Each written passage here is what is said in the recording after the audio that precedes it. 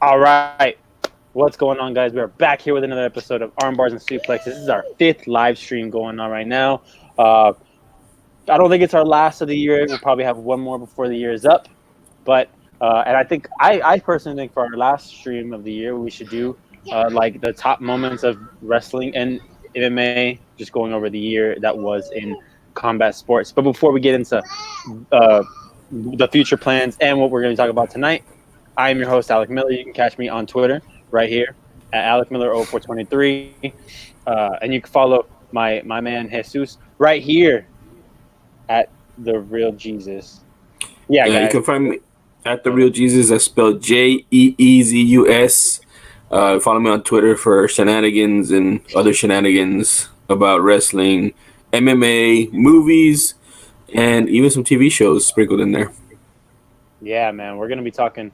We talk a whole bunch, a lot of stuff. We're in basically like all parts of the world, really, like sports, geek stuff, movies, television, all that stuff. But we keep this normally sports. But before we get into like the good old fashioned MMA talk that we're gonna be talking about, a huge card that just passed up 245 UFC 245, the last pay per view of 2019, which was I really liked this year. This was a great year in MMA. Some great pay-per-views, and this one was just a great way to top it off. And then we also had Cherry on Busan. top. Yeah, the cherry on top, and then we had UFC Busan. Just Busan was the lanyap. You know what lanyap is? well, no, what is that? Lagniappe is a word from I guess Louisiana, New Orleans. Whenever like a baker made 12, the baker's dozen's 13. He would Yeah, just throw that 13th one in there for you, just as a freebie. As a just here you go. It's a lagniappe. yeah. So that's UFC Busan. Man. We had the cherry on top with 245, and then they said, "Here you go. Here's a little extra from UFC Busan." Here's a little taste. We're gonna be gone for a little bit. We're gonna leave you something to remember us by, and I think they did that. I think I think they so. did that. Those and those foreign cards are normally really decent cards, packed from top to bottom with talent that you may not know, but most likely you'll know by the end of the night. Yeah, but they're Um, still good. They're still good, yeah, man. like I said, you'll end up going away thinking like, man, that this guy was good, this guy was good, and I think we kind of got that. So, but yeah, just to jump in before we jump into the good stuff. How's it going, man? Christmas is right around the corner. You got everything done? I got 99 problems. No, I got 99% of my stuff done. I think we're in the wrapping mode now. I probably need I want to say 3-4 gifts Uh max. huh. I'm gonna take care of them tomorrow, and they're not big things. I went today, man. I went today. I was out shopping today, and I can just tell you right now, the lines are ridiculous, man. And I don't say that hyperbole, and everybody says, "Oh man, the shoppings are crazy." Dude, it's like, I mean, you start questioning, is it worth it, man? Like, I was in line at a Nike store for a good hour, dude. Oh A my good god. hour. And the only reason it took me an hour and not longer, because it was supposed to take me longer, was they had to open up a little side section. Like, they brought out like a table, and they were like, if you just pay with credit card, come this way. Like, no cash, no change. And so they took like two people at a time on that side, and that's why I got out quicker. If not, man, I would have probably been there an hour and a half at least, dude. And dude, I mean GameStop, if you've been in GameStop, you know that there's no real line. There's just like a little curve. Dude, I mean, it was Yeah. just like you couldn't even shop around because the line was so long there. You know what I mean? Like it was Yeah. just it was crazy, man. So that happened today. Yesterday, I had my wife's holiday party for her company. Yeah. Uh, How's that's that? that's always fun, man. We always get some free drink tickets and kind of have a blast. She has to organize it, but after it, like all the awards and ceremonies done, it's a lot of fun. So we kind of have fun there. But Oh man, man. it's been a busy past week or so, man. It's just been crazy. So I'm finally getting some time to come put in this time with Armbars and Suplexes. We love talking about Yes. wrestling and MMA and other stuff. So I'm excited to be here, man. How about you, dude? What's going on in the world of Alec Miller right now? Got almost everything done. Ironically, the only two things that we need to buy are bottles for presents for people. I got to get two bottles, one for my cousin, one for my dad. What kind? I think I'm gonna get my cousin because we did Secret Santa this month or this year for it, and my girl got my cousin. Michael, and when we texted, his wife was like, "What does he like besides smoking?" She's like, "He likes to drink." Oh, okay. Well, that doesn't help very well. So I was like, "All right, we just give him a bottle." Asked her what kind of liquor he likes. He likes bourbon and whiskey. So we're like, I was like, I don't know anything about bourbon or whiskey. So now I'm looking up, and all I know is Johnny Walker Black. That's all I know. That's the easiest to go to, man. We had a Texas blended whiskey yesterday that was good. Yeah. I've had a McClellan's, a Lugavia. They're all pretty good, dude. You just stay away from the cheap ones, and you should be fine. Yeah, definitely. And then my dad, we're getting him a bottle of Crown Royal. My dad's not very easy to shop for because when you ask him what he wants, he just says money. Dude, like, well, I'm not gonna just give you money. That's my dad, dude. That's my dad too, dude. He's like he sent everybody a message like, "Hey, I just want money for Christmas," and everybody sent back me too. Yeah, right. Exactly. Well, I'm not gonna get you money. It's not. You can't go wrong with Crown, dude. I love Crown, dude. I was drinking Crown and Coke last night too, man. Yeah, I like Crown and Coke, man. My girl was like, "Give him the Crown Apple." I was like, "I think he'll probably prefer the regular Crown Royal." Like, do they have a Crown Honey? I think they do have a Crown Honey, don't they? I think so. Yeah. The honey one is really good, dude. Like, I'm not a big whiskey guy, and I like the Jack Daniel's Tennessee Honey. Oh yeah, dude. Yeah, that one's really good. Pretty good. But yeah, like honey whiskeys are pretty good. I'm not a big whiskey drinker. I told my girl my goal, like, in order for me to complete my transition into being a man, is to be able to drink whiskey straight. To get that last hole punch, you got to get that whiskey in you. Yeah, you got to drink whiskey straight. Like, have it. We're at Burlington. I saw the little things that, like, you see in movies where they have the whiskey in it, the little container, the glass one. I'm like, I need one of those in my office. That's how you gotta do it, man. That's how you gotta do. I like whiskey. I like bourbon. I like scotch too. But I mean, I won't. If I'm sipping on it, I gotta be watching like a fight card or something. You know what I'm saying? Like, I'm not just gonna go out to a bar or something and order it from there. I want to do it at home and chill. If I'm out, like I was out yesterday, I'll do like a Jack and Coke, or I'll do a Jack and Coke, a Crown and Coke. Sometimes I'll do Crown and Sprite if I'm feeling a little crazy, you know. I don't know. So just throw the Sprite in there. But yeah, it's good, man. But it does take time, though. It does take time to kind of, like, an acquired taste. You gotta, kind of ease into it, see what you like, see what you don't like. Just go from there, man. I'll get there eventually. Like my girl, one of my friends, like from childhood friends, he actually asked me to be in his wedding. And the way he asked me was he got me this thing right here. This little, like, thing right here. Nice. And inside of it was like a note saying, like, you want to be in my wedding. And then he gave everybody this, like a little bottle of cognac and a cigar. And I'm like, man, I got to smoke this cigar to my girl. And she's like, no, you're not. She hates it. Because I used to smoke whenever I met her, and I stopped, which is, thank God, that's a horrible habit. Mm-hmm. She doesn't like it. Not weed. There was cigarettes. I used to smoke cigarettes when I met her. She told me she hated it. I mean, hey, but I was like, man, I gotta smoke this cigar one day, and she's like, nope. I don't smoke cigarettes. I don't think. I mean, I've never smoked cigarettes, but I do smoke cigars every once in a while. But I mean, it's few and bad connection. It's few and far between when I smoke, dude. I probably smoke cigars, I don't know, probably once every 6 to 9 months, I guess. You know, I have one right now waiting. That I've been holding off, and I'm probably gonna smoke at New Year's with my boys. But it's I don't know. It's not a. I don't know. I think it's not a Cuban. It's like a Honduran or something.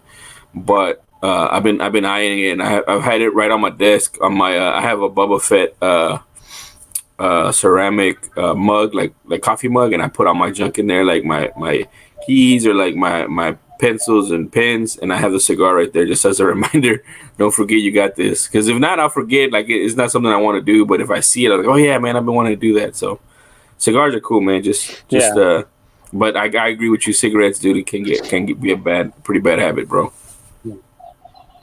Yeah, man. So what about movies or TV? What you been watching? I know you told me you watched The Witcher. I was watching The Witcher right now, actually. I just got through 2 episodes. It's pretty long episodes. They're about an hour each. I don't know, man. Henry Cavill, he's kind of, I don't know, sometimes he looks good in the character. Sometimes it's like, I don't know, just forced or weird. They were giving it a lot of grief before. I was reading some articles where he's too polished, he's not rugged enough, and I can see that too. He has too much of a jawline, I guess. Other than that, it leaves a lot to be desired, in my opinion. Like, it's just, I don't know. It's all right. It's okay if you just want to like pass the time, with some magic and sorcery and stuff. That would be cool. So I watched that right now. I watched The Rise of Skywalker yesterday morning. In my humble opinion as a fanboy, it was dope. I liked it. I liked the bow on top. I know a lot of people are having issues with it, especially because it's J.J. Abrams and he struggles to stick the landing a lot. But I liked it. I liked it. I thought it was different. And I mean, the thing is like, I don't know. Like, when I saw Endgame, it's like, I don't even care what anybody says. Like, Endgame was dope. I liked it. Stuck the landing. With this one, I'm kind of more like, I can see where some people wouldn't like it, and I can see where, like, I'm reading articles where they're like, man, how can Marvel have how come Disney have such a badass cinematic universe with Marvel, and then struggle so badly with Star Wars? Because it's just polarizing, man. Like, a lot of people are giving it bad reviews. A lot of critics are giving it bad reviews. Fans are giving it good reviews. So I don't know. I have a question. What did you think of The Last Jedi? Did you like? I don't know if we ever talked about this. Do you like The Last Jedi? I do like The Last Jedi. I do like The Last Jedi. I thought I didn't like the whole casino, the whole casino thing. That one was like a kind of like, I can forget about that scene. I didn't like that. I don't know, like, I'm kind of torn on the whole fuel thing. You know what I mean? Like, they hadn't talked about fuel in what's it called in what are they called? Star Wars movies? Yeah, like the Star Wars, but I'm talking like their craft or their spacecraft or whatever. Like, it was just, understood that they would have enough to get where they were going, and I understand that it's part of the story because they could track them through light speed, whatever, whatever it is, the jumps or whatever. So I'm kind of, I don't know, like, about that one. It's kind of like up in the air for me on that. But other than that, I thought it was good. I like how they used Luke. I like how they kind of, hinted towards the future, and also that you were going to see, like, right after it picked up, like, you were going to see it years down the line or something, where it's had momentum to build and stuff like that. But I liked it. I know a lot of people did it. I know. And that's the other thing too, man. It's a vocal minority that hates it and makes it out to be more than it is. But I liked it, man. I liked it. All right. Well, I am going to be seeing it, Rise of Skywalker, on Saturday, this upcoming Saturday. Okay. We weren't able to do it this past Saturday, because with money and having to get all this freaking last of this stuff done, last of the spending money done. Next weekend we should be able to go see it, and probably go see it with a group of people. I know her cousin and her cousin's boyfriend, who I'm really cool with. We'll probably go see it next Saturday, and then probably get some drinks afterwards, because I haven't had a good drink out in a while. Well, let me tell you, man. I went at the 9:20 showing yesterday morning, and it was packed. Yeah. And honestly, man, the whole theater, like, gave it, in my opinion, positive reviews. They were clapping in the middle of the movie. They were clapping at the end of the movie. So they liked it. I mean, for the most part, it was the majority liked it. So I hope you like it, man. Great. I hope I do too. I like The Last Jedi. But then again, I've only seen it the one time. I never rewatched it again. Never went back to it. There are a few times where I was like, I should go back and watch that, and then I don't go back. You should watch it right now, because I watched it 2 weeks ago before I watched The Rise of Skywalker, and it kind of helped me out, just kind of jog my memory on stuff. Okay. Yeah, I mean, I recommend. And then also too, I mean, I've seen The Last Jedi probably a good 5 times now by this point, and it's just something that I watch with my son. Like, we ain't got nothing to do, we'll just put it on or something. We don't watch the whole thing. We don't sit through the whole thing. We'll watch like the first part, and then later on we'll finish the second part or whatever. Yeah. But I like it, man. I mean, it's entertaining. It's fun. It reminds me of a lot of the older Star Wars, the creatures and stuff like that. I also see where they're trying to add different things into it, And Rain Johnson had a really great quote, man, and we know the "I am your father" thing, right? Yeah. But at that time in the '70s, dude, like that was completely new. No one had done something like that. They thought it was just going to be a regular villain that everybody could hate. And then when they flipped the script and they said, "Oh crap, he's actually his father," it kind of like, it kind of put people struggling to see if he was like a true villain or, you know what I'm saying? Like, it was different. So some of the decisions they made in The Last Jedi were based on that they didn't want to make it easy. Like, they wanted to make it different. They wanted to make it like, if Rey was, whoever, and they said it in The Last Jedi, it'd be easy. If she was a Skywalker, whatever, whatever she was, they made it easier instead of saying that she was like her parents were no one, and I think that's why they did that. And it adds it that they're trying, you know what I'm saying? Like, they're not just taking the easy way out, in other words.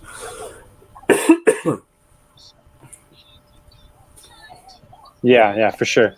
Sorry, my thing's kind of cutting out a little bit, but I kind of get what you're saying. It's kind of what I think people were saying with Iron Man 3.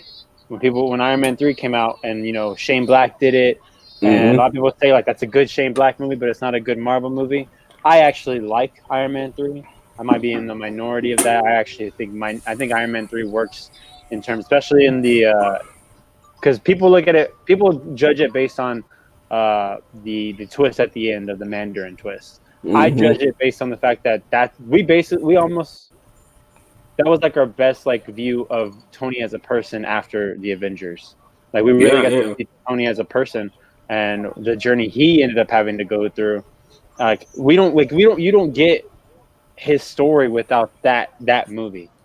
You don't get what his story ended up. Well, you don't get his arc, is what you're saying. Exactly. You know what I'm saying? Because of the story, you don't get. I agree with that, and I see where people were upset, especially fanboys, man, because they're like, the Mandarin, he's such a big villain for Iron Man, and how can you do that to him? You needed to treat him right. Like, man, there's so many freaking villains, dude. Like, man. You got so many other ones you can choose from. Like, it doesn't matter. Like, okay, the Mandarin comes out as a fake or phony, but it's part of the story, and I thought it was executed well, man. You know what I mean? Yeah. But I think it was good. But these fanboys can't let it go. No, the Mandarin is one of the greatest villains in history and in the comic books. I'm like, all right, dude. Like, there's so many other ones. Like look at some of the lesser known ones. Or you know what? Which one was the one on Thor? Dark World. Yeah. What was that guy's name? It was Malekith. Okay, that guy is supposed to be like some big, in the history of Thor, evil villain or whatever. And man, he just sucked on screen, man. He just sucked. Like, it just sucked. It just didn't play well. And if they would have done him differently, maybe it would have been different, in my opinion. You know what I'm saying? Like, let them have some creative reign or I don't know, like leeway to make good stories, man. And if it's a good story, it's okay. That was a means to an end, and they didn't, in your opinion, they didn't do the Mandarin right, but they're gonna do somebody else right. They're gonna do somebody else better, maybe somebody that you didn't know.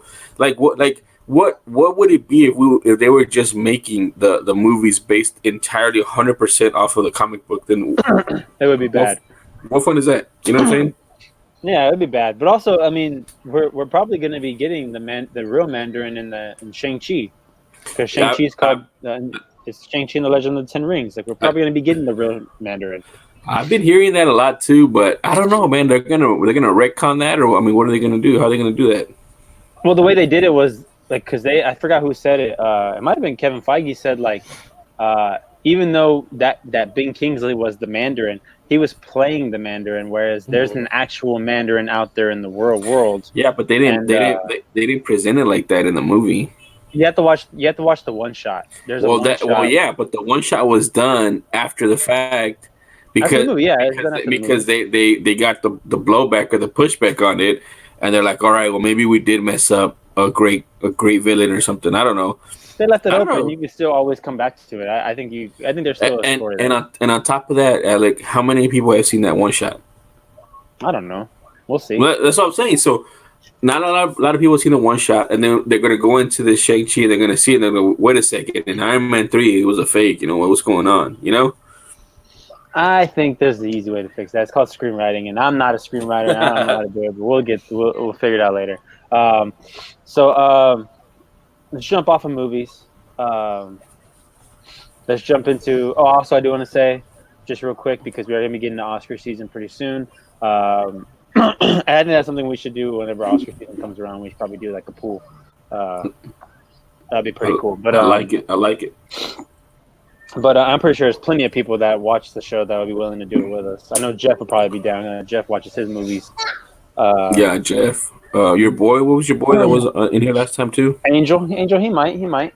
But yeah. So Adam Driver, Oscar. He's gonna get it. Do you think I so? haven't seen anything else. Man, what he did with the Marriage Story, that stuff, like that one fight that they have in his apartment. The one that's been memed forever. Yeah, that one broke my damn heart, man. Because dude, the stuff he says is so real, man. Because the stuff he says and the way he breaks down after that, knowing damn well he didn't mean anything he just said, like that stuff hurt, man. Because it's the realization of what you just said. The fact that you cannot take that back, and you meant not one word, like not one word of that did he mean, but like just the fact that you can't, once you say things like that, you can't take it back. Yeah. I don't know, man. I haven't watched the whole thing. I'm like, I don't know, like an hour and 10 minutes in, I think. Finish it. Yeah, I need to. I definitely need to. But man, like when you say about the Oscars too, like in the Irishman, the most recent one, huh? And it's probably gonna be the most recent one, so recency bias really helps. Yeah. But the Irishman is out there. And what's his name? Robert De Niro's been snubbed in a lot of stuff, man. But some of his acting in The Irishman is like you just said, like you can sense and feel. And you haven't seen The Irishman, right? Not yet. I don't want to spoil anything, but there's like a scene like you just talked about with Adam Driver, where it's just like, oh man, it's like crushing, dude. It's crushing, and he portrays it, and he displays it and deploys it so well, dude. Yeah. When the Oscar list comes out, I'll probably be watching. I'm gonna try and watch every movie that's on the list because I really want to like be more informed. I love the Oscars when I've actually watched the movies. When I haven't watched the movies, I don't give two shits. Well, I don't know anything of like this. That's why. Lately, for me, man, I've been like on a flip flop like years. Like I think like 2 years ago, I didn't watch any, and I waited to see what they were, and then I watched them, and then like last year, I watched everything, and I already knew what was on there, So like I think I did that year when Moonlight came out. I didn't know anything about Moonlight, and then I saw that movie, and I was like, man, this is a badass movie, man. Like this dude is legit, Yeah, that's the year that the La La Land came out, and La La Land, no thank you. Did not care. Yeah, I couldn't finish that movie, dude. I mean, I'm at a point. I don't know if you're there yet, but like I'm at a point where it's like, nah, that's a no for me, dog. And I just turn it off and I don't finish watching it. Like I'm not gonna waste my time, dude. And I'm actually a musical fan. Like I like musicals. You like Cats? No. No, god damn. Like, jeez, sorry. Dude, real quick, I gotta tell this story, man. There's this guy that I follow on Twitter. He's a senior editor for Birth Movies Death. Have you heard of that website? Nuh-uh. It's kind of associated somehow with Alamo Drafthouse, and they do real good reviews. I like the reviews. I like their sense in picking certain movies and certain weird movies that maybe not a lot of people know about. So he because he is who he is, he gets a lot of like early, like sees a lot of movies early before they even come out. So he saw Cats early, and he fucking hated it, and he like shit on it on Twitter. And then he found out that based on the feedback, they changed like, I don't know, like 11 minutes of it or 12 minutes of it or something. And he's like, I'm not gonna watch it again. And one of his, I guess, Twitter followers was like, "I'm gonna set up like, what would it take? Like playing around, like, what would it take for you to go watch it again?" He's like, "I don't know, probably like $800." So Jeez. the dude set up a GoFundMe for $800 to force him to go watch Cats again and tell us what the differences are for the 12 minutes. But yeah, dude, he said that movie's horrible, man. I don't care to see it. Like my favorite one that I watched, probably one of my top favorite musicals is Sing Street. I don't know if you ever saw that. Which one? Yeah, Sing Street. Mm-mm. Dude, that movie is amazing. I'm not a musicals guy. It's funny because I haven't been a musicals guy, but there's a lot of Disney movies that are musicals and have a lot of singing and stuff in it. And it, I don't know. For a long time, I hated it. I don't know. Hated is a strong word, but I just disliked it. But now it's starting to grow on me. Like it's part of the Disney experience and those movies. So I don't know, but I don't know if I could ever get into musicals as movies. I don't know. Like what was the other one? Les Miserables or whatever. Les Miserables. Didn't see that. Yeah, I didn't see that. Yeah, I chose to stay away from that one. No, man, the one that the one I'm talking about, Sing Street. If you like 80s music, that one's a good one for you, man. Because it takes place in the 80s. About this kid in Ireland. He literally, the entire premise is that he's Irish. His entire premise is that he's trying to he creates a band because he wants to impress a girl. Boom, movie. And it's just a great movie, man. It's a good movie. It's literally what every young boy's dream is. I'll check it out, man. I'll check it out. Just because you said and you recommended it, I'll check it out. I was going to tell you. Listen to that soundtrack.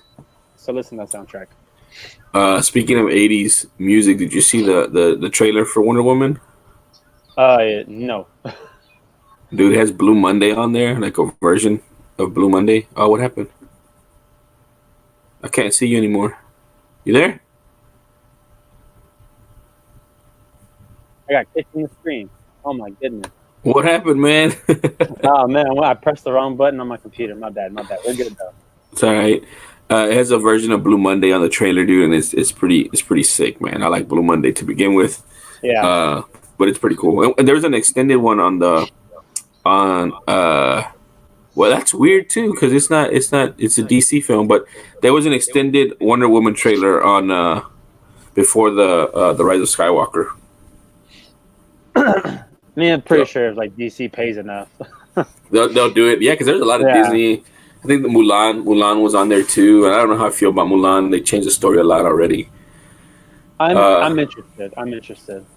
I mean, I guess I'd be interested if they didn't call it Mulan, but I know why they have to do the changes because the cartoon wouldn't necessarily translate as well, like by itself. So I'm cautiously. I'm on the fence between uninterested and interested in it.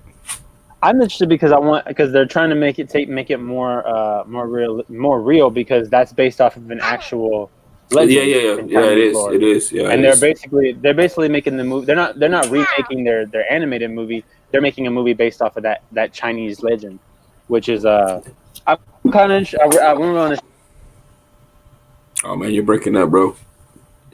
Serious with it because, huh? So you're breaking up. I didn't hear your last take at all. Okay, I was saying that I just want to see what they do, making it more realistic, more along that lines, and not going towards their I think it gives them much more creative freedom because they're not trying to remake one of their Disney classics. That was their problem. I liked Lion King, but I can understand it's the exact same movie.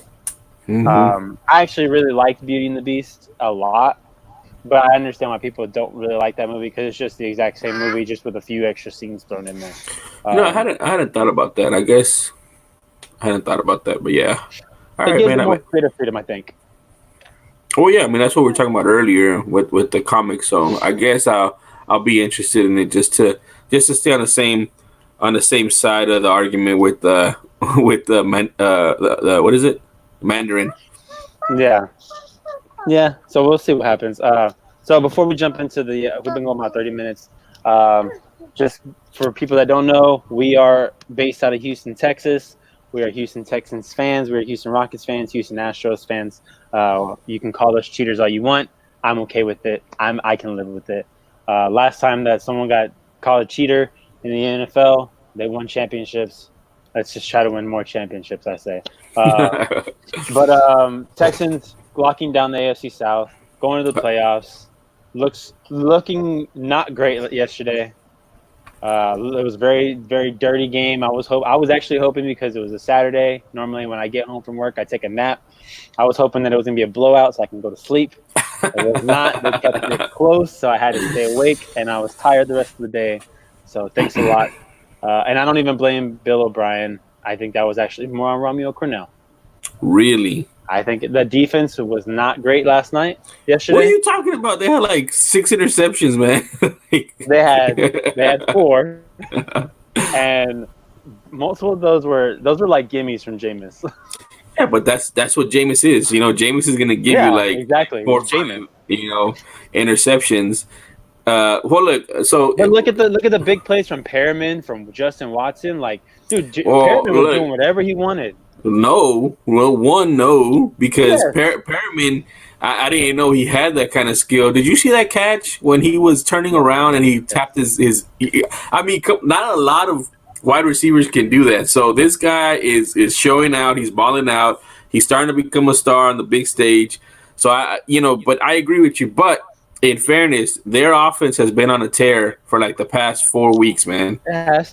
And Winston has been, and it was a perfect example when they kept talking about it on the broadcast that, they'll take, 3 and outs or this or that because they're just trying for the long bomb. That's all they're trying to do. They're trying to big chunk plays, and they've been hitting them, and if they hit them, it puts you on your heels. The things I will say is I'm very frustrated with O'Brien's offense, man. He's supposed to be this offensive genius and quarterback guru and this and that. And in reality, his whole offense hinges not on Deshaun Watson, which it should. It hinges on Will Fuller and his weak hamstrings and groin and knee and soft tissue and everything. And can I say, man, I feel bad saying this because they're athletes and they're at the highest level, but man, Will Fuller is Mr. Glass, dude. He's legit Mr. Glass. He gets hurt on every game. You got to sit him out. You gotta have a pitch count with him. He can probably play 7 or 8 plays a game that he can give you before he gets hurt. And then that sucks because then they know you're going to go deep with him when he's only in for 7 or 8 plays. I read a really, really funny tweet that is the epitome of what Will Fuller is, and it's by Mike Meltzer, who was on 610 Sports here in Houston.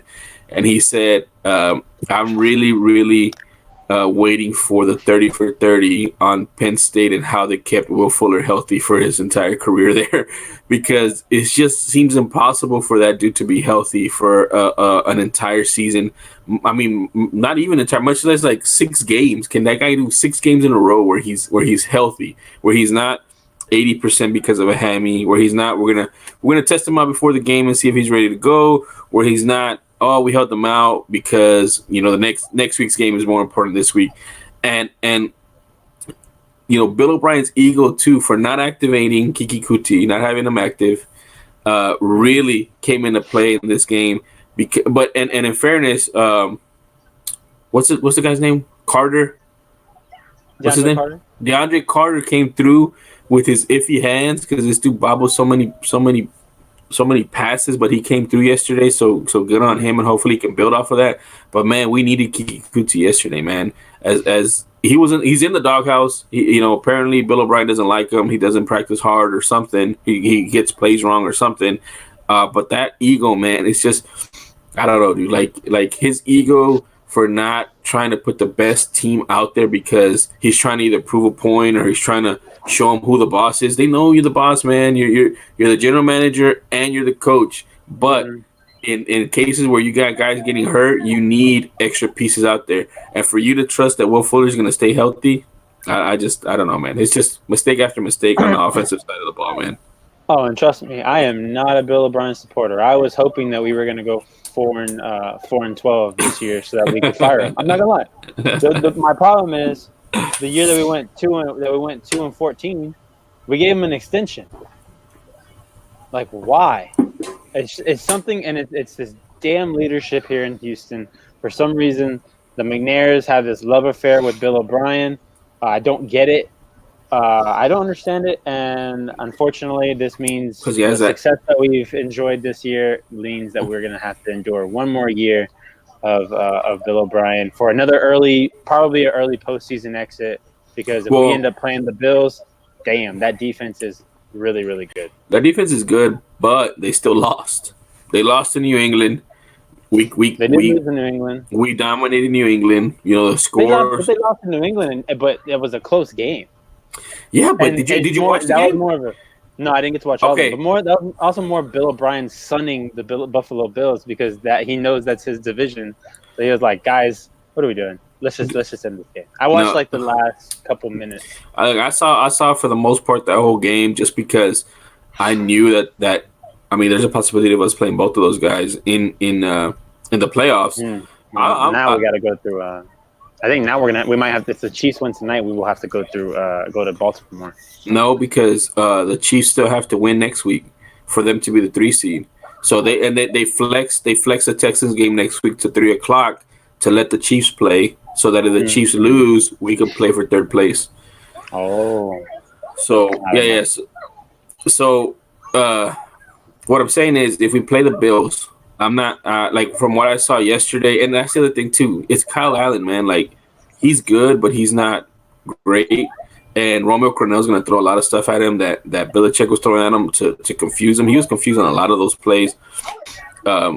So I'm not 100% worried about it. Like, it's not going to be a Chiefs with Brian Hoyer game. You know, it's not going to be it's going to be competitive. It's going to come down to who executes, who doesn't make mistakes, and who can adjust to, you know. So I'm not worried about. I'm not saying I'm not worried like it's gonna be a dub, you know. I'm just saying like I'm not worried like we're not gonna be run off the field like we were against Baltimore a few weeks ago, or like we were against Denver, you know, even sooner than that.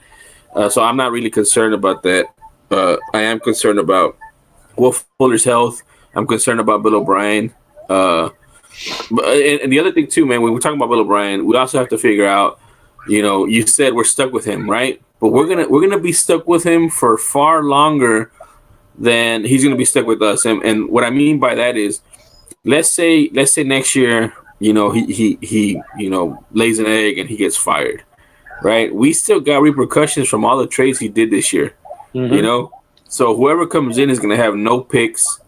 We have no salary cap availability because we're gonna have to sign Watson. You know, Fuller's gonna be due up pretty soon. which I don't at this point, dude. I don't even care, man. Like trade that guy because I mean, you got to make a decision on him for his 5th year, but the guy's never healthy. And I don't know if did you see the press conference with Bill O'Brien after the game, dude? No. He legit called out Will Fuller and he said that he needs to stay healthy. And that's like the first time he said something like that about Will Fuller, and it's like the most, you know, I guess direct he's been about Will Fuller and him being healthy. So I don't know if he was answering that question as Bill O'Brien the head coach or Bill O'Brien the general manager, but either way, that's not good for Will Fuller, man. Nope. But yeah, so that happened.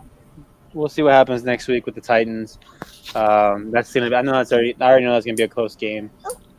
Derrick Henry's probably gonna be back, so it's gonna be tough. It's gonna be a tough game. But they're not playing for anything anymore, so 245. But everybody here is for. Huh? they're not playing for anything anymore. Oh, that's true. But you know, yeah, they're not playing for anything anymore. But still, I mean, They can't be spoilers. They can't be spoilers. We're already in. No, they could spoil us trying to get 3 seed. I mean, Like say the Chiefs lose. maybe, Say the Chiefs but lose and they're like, oh, we're gonna screw these guys over, make sure they get the 4 seed. I don't know. It's also, I think also when you have a divisional game, it's also pride. It's a pride thing. You can say, oh, we split the series last year. What do you think? You think Vrabel? You think they're gonna keep Vrabel around in Tennessee? I think so. I think putting Tannehill in when he did, and Tannehill playing as good as he has lately, is enough. The Derrick Henry is, but Tannehill's not there long term though. No, it was he's a not. 1-year deal. He's not. No, he's not. But you can see, you know, you probably bring him back for cheap, and then also try Cheap? to He figure ain't gonna be something out. cheap. He ain't gonna be cheap. He's gonna be cheap. He's not gonna be cheap, man. He He's gonna be cheap. made himself a lot of money right now. 1, 2. Vrabel's supposed to be this defensive guy, right?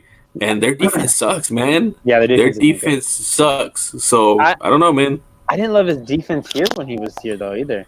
Like I Yeah, just think like our he wasn't defense. great defensively. Yeah, our defense took a step back whenever he became the de Yeah. facto DC. So I don't know. I don't think he's as good of a. I don't think he's as good of a coordinator as like others think. I think he's a good leader though. I think he Yeah. he resonates with the players. They play for him. Like think about it. Like dude, them like Tannehill coming in and them playing the way they played. That's also on the coach that they realize. You know what? I'll play for this guy. Let's go out there and let's get this done. And almost getting a playoff bid. Everyone thought it was going to be the Colts. Even halfway through the season, everyone thought it was going to be the Colts. And the Colts ended up falling out, and the Titans almost got the bid. And I think it's going to be the Steelers. Or no, the Raiders have a chance, a very small chance of getting the Dude, there's like seven different things that have to happen. Yeah, for them to make it. I think, like my little brother says, like when you see them, they're not all impossible. Like they're unlikely. No, there's one that's not impossible. There's one that's impossible, and that's Baltimore losing the last game, and I don't think that's gonna happen. Well, no, it falls on if the Steelers win next week, they're in. So Baltimore's gonna beat Pittsburgh.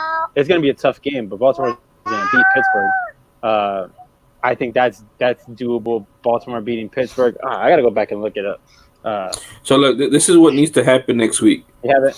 Raiders need to beat the Chargers. Ravens beat the Browns. Ravens beat the Browns. Jets beat the Browns. Jets beat the Steelers. That already happened. That happened. Oh, that happened today. Okay. Did the Jets beat the Steelers? Yeah, Jets beat the Steelers. Ravens beat the Browns. I don't know the score. I didn't know the score of their game against. Oh shoot! Oh, never mind. All that happened. So in week 17, the Raiders need to beat the Broncos. The Browns need to beat the Bengals. The Ravens need to beat the Steelers. Texans beat the Titans, and the Colts need to beat the Jaguars. And actually, they updated it. The Browns Bengals game means nothing. It has no impact because the Browns lost. So all they need is the Raiders to beat the Broncos. The Raiders need to beat the Broncos, which that's a division game. You never know. Those division games, I don't ever say, oh, that's a win, because you never freaking know. Ravens beating the Steelers. That's gonna happen. Texas beating the Titans. I mean, the Titans ain't playing for anything. And then Colts beating the Jaguars, which is not a lot. Really, the biggest one is the Ravens beating the Steelers, and then them winning. It's doable, man. It'd be interesting. Their last season in Oakland, and they get a playoff bid. That's crazy, dude. It'd be interesting. Dude, and think about it's funny that this is all happening in the AFC. Like there's one spot in the AFC that's not figured out, and it's the last wild card spot. But then in the NFC, the one spot that's not figured out is a freaking division. Cowboys and Eagles, and the Cowboys could have locked it up today, and they couldn't. I know, but they lost. Dude, that's the worst division, dude. And then they're gonna get a damn home game, dude. That's ridiculous. Home playoff game. Yeah, it's how I feel. I was talking to somebody yesterday about that. I think that's ridiculous that a team that's 11-3 is going to be playing on the road. Tennessee's still in, 12-3, sorry. Tennessee's playing for the wild card. I didn't know that. Oh, okay. Well, there you go. But yeah, the fact that the 49ers or the Seahawks are going to be possibly playing away that wild card weekend is ridiculous. You know what? I'll throw the Vikings in that too. That's ridiculous. Yeah, man. The Vikings have that other playoff spot. Dude, the NFC is at the top is really, really stacked, dude. I mean, you got 49ers, you got New Orleans, you got Seattle, and you got Minnesota, dude. And those and then you got Green Bay, dude. And Green Bay is no joke either, man. So I don't know, man. I feel like this is a year where the NFC is gonna make some waves. I think the NFC is gonna do it. Real quick, before we jump into UFC 245, Super Bowl picks. Who you got? I got Baltimore and San Francisco. I'm gonna take Baltimore, and I'm gonna say Packers. Huh? That's not where I thought you were gonna go. For some reason, I thought you were gonna say Seattle. No, I'm gonna say Baltimore and Packers. I was leaning Packers or New Orleans, but man, New Orleans just has. They're so unlucky, man. Like They're it's not that inconsistent too, man. No, man. They're sometimes inconsistent with teams that they should beat. They let them hang around. Yeah, but a lot of the times, especially like in the playoffs, man, they just get bad calls or they just have these fluke plays, and I don't know, man. That's why I don't like picking them. But my little brother just gave me his. He says Saints and Ravens. Oh, see, so I guess he's watching. He's watching. What up, Corey? Yeah. So yeah, all right. Let's go ahead and jump into UFC 245. I think we've put it off for long enough. I think actually this is the one fight I did not watch. Sorry. Which one? On the early prelims, Punahele Soriano taking on Oscar Piechota. Oh man. And I was really excited to see Soriano, and I still haven't watched him yet. But Soriano getting the big time knockout TKO in the first round. The first round, man. Debut. This guy's gonna be killer in this division, man. Yeah, man. He kind of he blew through the Contender Series too, right? Like he I think he was the most impressive victory in the Contender Series. Yeah, so he did very well. I'm excited about him. Dana White's excited about this guy, man. Dana White talked about him at the press conference. I watched the whole press conference. Dana White is really excited about him. I feel like the Contender Series is his baby. I mean, it has his name on it, Dana White. So for him to see guys with that kind of potential come out of it, it reinforces what they're doing in their feeder system. So he's really high. He's really high on them, and for good reason, man. I mean, he looked very good out there to starch his opponent in a big fight card to open the card. I mean, it's a big deal. So he's going to see a lot more opportunities come 2020, man. Oh, definitely. They're going to strap the rocket to him. I'm pretty sure. Yep. If he can show out like this in his second fight, they're going to put the rocket on him. Next up, women's flyweight match. Jessica Ai taking on Viviane Araujo. I don't know. Araujo. I hate saying her name. It's so hard. This was actually a really close fight, I think. Yeah. Jessica Evil Eye getting the win. Not gonna lie, I was a little surprised. I thought they were gonna give it to Viviane. Yeah, that was a close fight, man. I think I had it for Viviane. I gotta go back and watch it again, but I think I had it for her. But I mean, when it's close like that, you can't leave it in the judge's hands. We all know that. I think it came down to takedowns too, because if I'm not mistaken, Jessica got a couple takedowns. Yeah, I think she got one real late in that third round. I think, if I'm not mistaken. Yeah, I'm pretty sure. So I don't know, man. Jessica Ai, she as awkward as she is, as weird as she is. I mean, it's the same thing, man. She's fighting in the time of the GOAT, so it's kind of hard for her to do anything. She's not going to get a challenge anytime soon. So she's just out there trying to rack up wins until something happens or Nunes retires or something. You know, I mean, Shevchenko. Yeah, she's stuck in that number 2 spot. But this doesn't move her up. It doesn't move her down. It's a push. Yeah, if anything, someone's going to be looking for her. Maybe JoJo Calderwood or Lauren Murphy's about to fight. Andrea Lee are about to fight. So I don't know, something. Yeah, don't get me wrong, man. There's fights out there for her. We'll see what happens with that. Yeah, that's it. Don't get me wrong, man. There's fights out there for her. Weight. She's going to gain weight, you said? Yeah. No, she just kind of has to sit around and wait. Oh, sit around and wait. Yeah. Just kind of have to sit around and wait and see how the division. Wow! All right, let's jump into the next one. Flyweight fight. Oh, I missed this one too. I don't know how I missed the first fight, caught the second one, missed the third one. I might have been on the go. Brandon Moreno, flyweight, Kai Kara, France. And we'll talk about flyweights at the end of talking about this card. Yeah, there's a lot of stuff going on with flyweights. Yeah, so Brandon Moreno getting a win via decision. Did you see this fight? What'd you think? I didn't see this fight. But I thought Brandon Moreno was going to win. Tell me about it. I missed this one. I missed this one too. So so we both missed it. All right, so let's just move on to the next one. You watch the next one? I don't think either guy is ranked either. Hold on, I'm trying to see if one of them is ranked. Oh, Brandon Moreno and is ranked, and Kai Kara France is too. So Moreno moved to 5. Is at 5, and France is at 8. So Moreno's up there on the top. Near the top. All right, next up. This one I did watch. Chase Hooper taking on Daniel Tamer. Ben Askren's son. I love their little Twitter exchange on Twitter, man. It's fun. They're both having fun out there.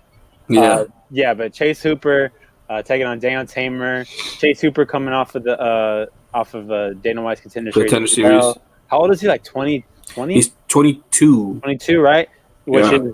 That's normally a reason why Dana doesn't give somebody a contract, but I can only assume that I can't remember, but he must have been really impressive in his Contender Series fight, and man, was he impressive in this fight too. He caught a shot, man, from Daniel Tamer. Yeah, that's what I'm saying. Daniel Tamer is no joke, man. We talked about this on the lead up to the fight card. Daniel Tamer was a prospect, and he was coming up. He had a lot of power and striking ability, and he was just an overall good prospect. Like things are gonna happen with him, and for some reason he got some bad fights. He got some injuries, and he's where he's at now.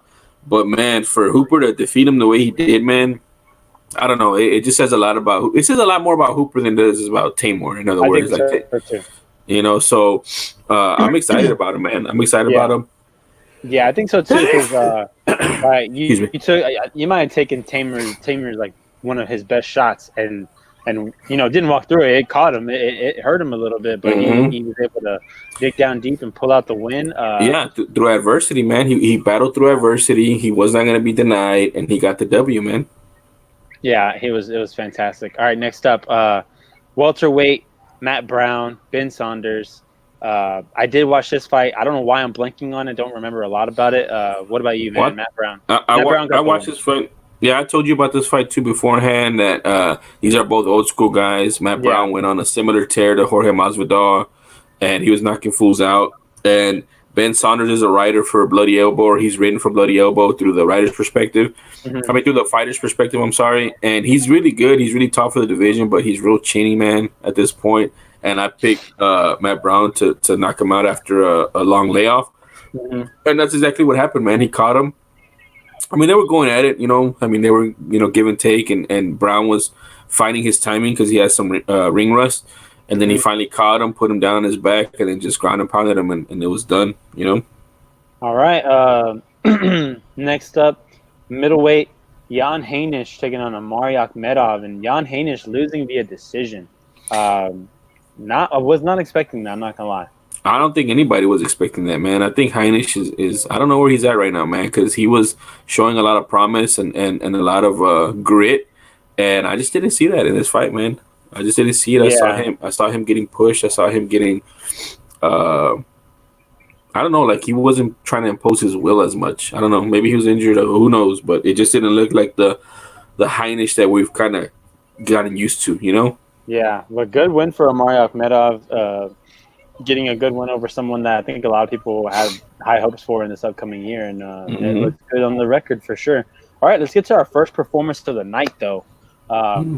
In the women's bantamweight division, Irene Aldana taking on Caitlin Vieira. Remember the name. Yes, man. This was impressive. I was really impressed with the way Aldana looked in this fight. Vieira undefeated, but she hadn't fought for a while. She was still holding that top spot for an extremely long time. But coming in against Irene Aldana on a 2-fight win streak. And this is the best that I've seen Aldana look in her last couple fights of this year. So, man. I like her a lot, man. I'm liking her a lot right now. Yeah, man. Her striking is on point. Now we know she has power, and that power was through technique. It was a beautiful. I think it was a hook that she caught her with. She was setting it up all night, man. The whole time she was setting it up. Yeah, so I don't know, man. I mean, they want to push her. She has that Mexican pedigree, and she's a fighter, dude. She's a gamer, so I'm excited about her. I think she had a bad performance like 2 fights ago. Yeah, there was one that she didn't look great. I'm pretty sure it went to decision and just wasn't a great performance. Yeah, but I think she's kind of put it together, man, and she's out there. She wants these big fights, and she kind of proved it this time that, I feel like she's ramping up. Like she was getting decisions, and now she knocked this girl out. That's a big deal, man. That's a big deal. She's not living in the hands of the judges anymore. She says, like, I have the power to knock people out. Let me use it. The technique was there. She looked great. I would say she doesn't need another fight for a while, but I already know that she wouldn't turn down a fight, like the way that Yeah, she's she's not gonna kind of turn. going through fights. Yeah, she's not gonna turn down a fight. But I don't know, man. The UFC might be trying to save her to be a challenger, or they might try to push her and get another fight in. Either way, we're gonna see more of her. So whether it's Yeah, a sure. challenging for a title already, or whether it's gonna be one more fight to push her to that next level as a title challenger. Yep. All right. Next up, welterweight fight. We have Jeff Neal, Mike Perry. Jeff Neal getting the highlight reel knockout. That was a great kick that he threw at him, man. That was nasty, man. I think he broke his nose, right? He broke his nose, did he? Again, I think so. Mike Perry needs to wear a nose guard or something. He needs to do something, man. So yeah, this was awesome. I called this one too. That Mike Perry, he's just a puncher, man. He just has a puncher's chance, and if y'all strike him, and if you have some power, and if you can weather the initial blitz and the initial storm, you just pick him apart and you'll knock him out, man. And that's Definitely. exactly what Jeff Neal did. Jeff Neal is on the rise, man. He's starting to put it all together, and in the post-fight press conference, Dana White, man, I don't know what reporter it was, but Jeff Neal owes that guy a bourbon or something, because that guy asked about him and said, man, that was a crazy knockout, huh? And it reminded Dana White, and he said, you know what, man, that deserves a performance of the night. You know, that kid's got some money coming to him. You know, thank you for reminding me. So that was pretty cool on Dana White's part. He recognized that it was a legit knockout. And man, Jeff Neal is going to be a problem in that division, man. Yeah. He didn't get the performance of the night though, which kind of sucks. Well, no, but it's because of- he did afterwards. Like, it's not like on paper, but Dana White said on the press conference that he's like sending saying him. it. Okay. Yeah, so if he says it, he's gonna get money. It's probably not performance of the night, but he's getting $50,000 for a bonus. Okay. I see what you're saying, because the other performance of the night, that's like the official one, goes to this guy right here, who is a straight killer, I think, in this division, and that's Peter Yan taking on Uriah Faber in the bantamweight division. And this guy, man, I would be afraid of this man in this division. I really would, man. Oh man, Peter, yeah, dude. I don't know. He looked good, but I feel it's hard to look that good against past his prime Uriah Faber. I feel like this says more about Faber, in my opinion, than Yan, because don't get me wrong, he knocked him out. It looked ugly, but bleeding him up. If that cut's a little more to the left, the blood's going in the eye. Yeah, So I want to see Jan. I don't want him to challenge right now. I want to see him against somebody else before, just because. Do you want him to get Cody Garbrandt? Man, that would be the backstage stuff. Yeah, I saw that, man. That would be legit. Just because we'll see if his IQ has gotten any better, or if he's gonna get knocked out again. Not if he's as mad as he was in the backstage, man. Yeah, no, he was really upset. We've seen on Twitter that Jan can talk some trash. Dude, yeah, he can back it up too, man. Like, don't get me wrong. Like, I'm not saying like Peter Yan is a legit dude, and he's gonna challenge for the title at some point. For me, I just want to see him get a title after like a better opponent. Like Uriah Faber at this point in his career is just a name. He wasn't even supposed to be there. The only reason he was there was because he won a lucky fight against Ricky Simone, who fought like an idiot against him. So I don't know. That's just my opinion. I just think he needs to do more, in my opinion.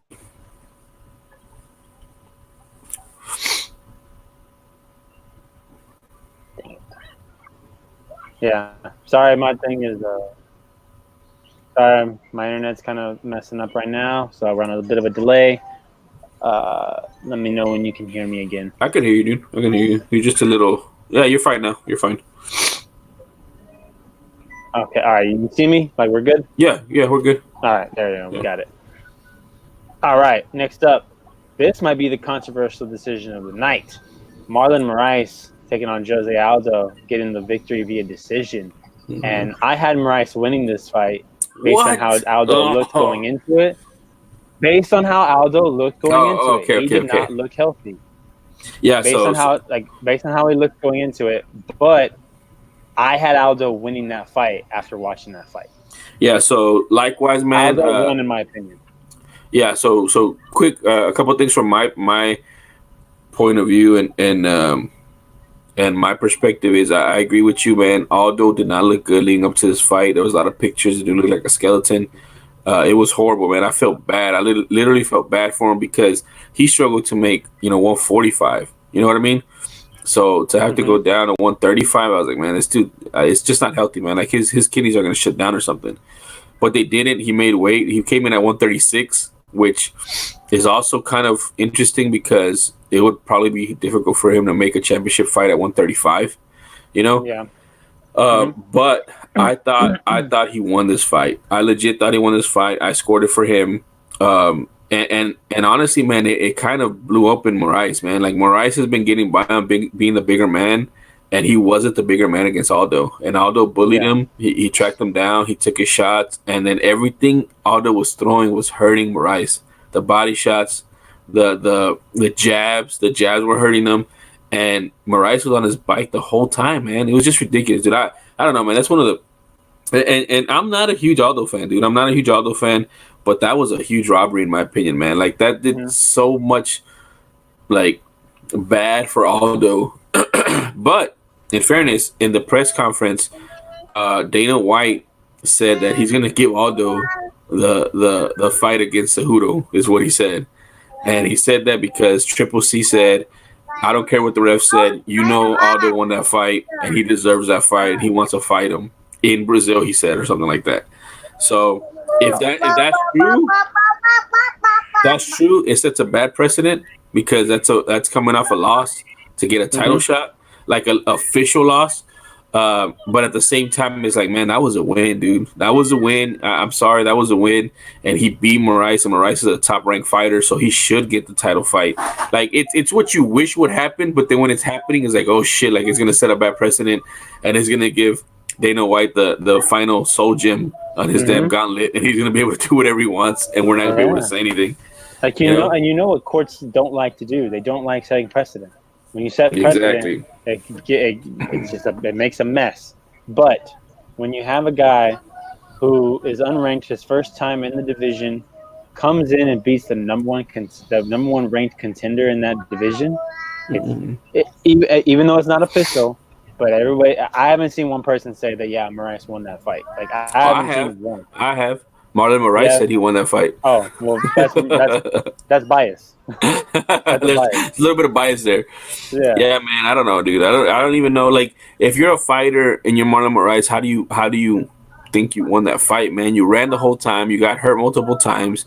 Like, there's no way you didn't hurt him. Like, remember I told you how I score fights? There's not one round, 1 minute. I don't even think that I wanted to be Marlon Moraes in that fight, man. I wanted to be Jose Aldo the whole time.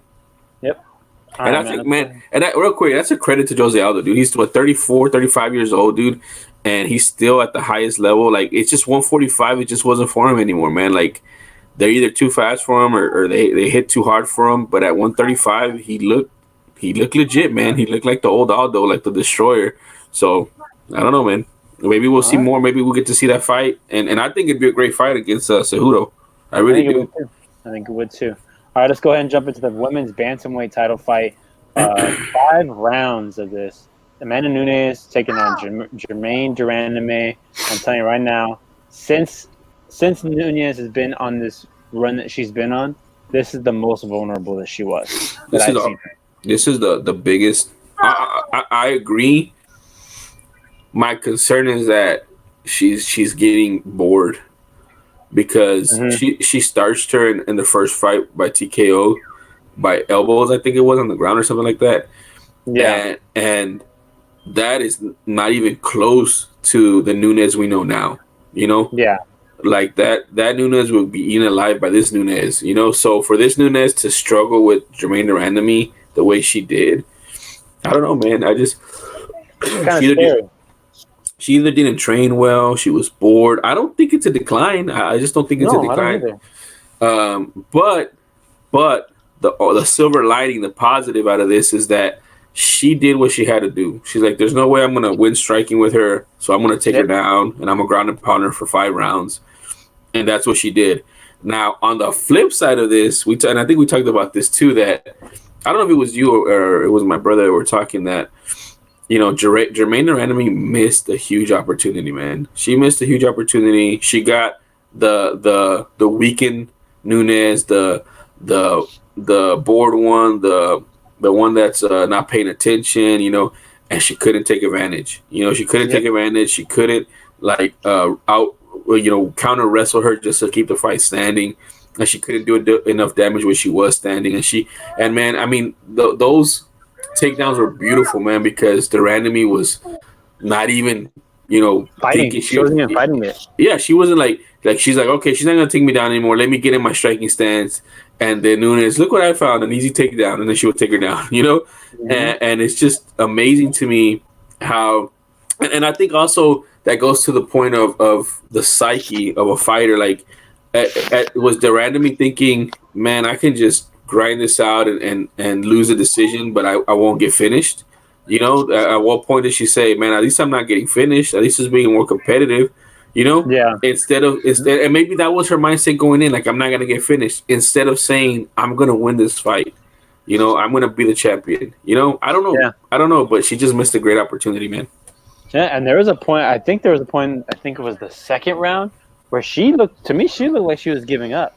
Like, Yeah. I think Nunes was like raining down punches on her, looked like she was trying to go for multiple, like a submission or two. Yeah. And it didn't even look like Durandamy was putting up a fight. And then eventually she found a way to get out of it. So, fantastic. But Jesus, dude, like, I thought she was giving up in the middle of the fight. I was surprised it went 5 rounds because I thought she was just straight up giving up. Well, dude, Durandamy caught her in a potential what was it, like a triangle, man? A triangle, yeah. Point. And I was like, and then Joe Rogan was like, look at this. Like, he was freaking out. Like, I've never heard his voice so high on a broadcast. I was watching my brother-in-law. He's like, oh, he's got her on. I saw, like, right away when Nunes' head kind of popped out, and I was like, it's not in. It's not in anymore. Yeah. But, so, and also, there was an up kick that Durandamy landed on Nunes. I thought it knocked her out. I really did. It hurt her. It definitely hurt her. She tried to lie and say in the post interview that it didn't hit her. It did. It landed. Yeah, it landed. It hurt her, and Joe Rogan had a great thing. Like, can somebody ask her corner why they didn't tell her about the up kicks or why they let her be in that position? Like, put your knees down, and you can still get effective where you want to be at. And she can't kick you, but she wasn't. And the thing is, too, like, if I'm not mistaken, Durandamy's taller than her, I think. And Durandamy's all legs, dude. Like, she's she has long legs, so it's a disadvantage in that sense for up kicks if you allow her to be able to kick you from the bottom. So why do that?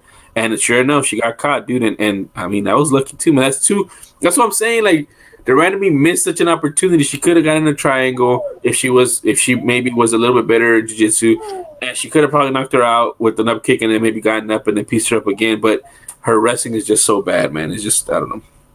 Yeah, I'm pretty sure, but I am pretty sure that up kick that landed on Nunes, I think that was at the end of the round. Was it? If I'm not mistaken, I think it was at the end of the round. I have to. I'm pretty sure I was thinking like, oh damn, Nunes might have got lucky because that kick knocked her out. Almost knocked her out, and if she had more time, yeah. But it is what it is. Nunes is still the champion.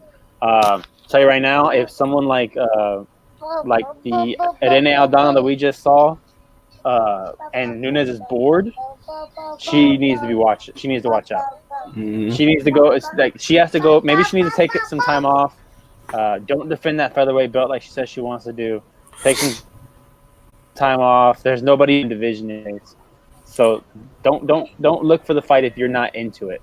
I could tell you, Aldana's not gonna have that mindset that Durandamy had. She's gonna go for the win. She's trying to get that W. Hungry. She's trying to get that belt. Yeah, definitely. I agree with you 100% there. All right, next up, let's go to the co-main event, featherweight title fight. Max Holloway taking on Alexander Volkanovski, and tell me what you thought of this fight. I want to hear your opinions first. Man, this fight, I hated this fight in so many ways. I told you, Volkanovski doesn't scare me if I'm a fighter in that division.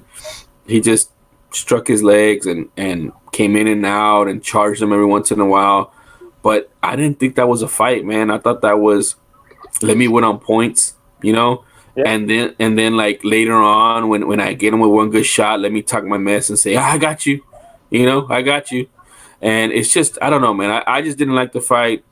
I mean, respect to Volkanovski, he won on points. He beat Holloway. Opposite of respect to Holloway for not being able to adjust. And he adjusted late. He adjusted like towards the end of the fourth round, and that fifth round was tough for Volkanovski, and Holloway was coming forward. But you got to be able to check those kicks, and Holloway didn't. He will now. I guarantee you, going forward, he will now. Volkanovski won. I thought he won just because it was a points win. But man, he doesn't scare me. He doesn't. If I'm in that division, he doesn't scare me. I want to fight him. That's a weak champ in my view. He had been starching fools before, but it was an ugly fight, man. And I didn't like it. Like he didn't win the championship. More like he like.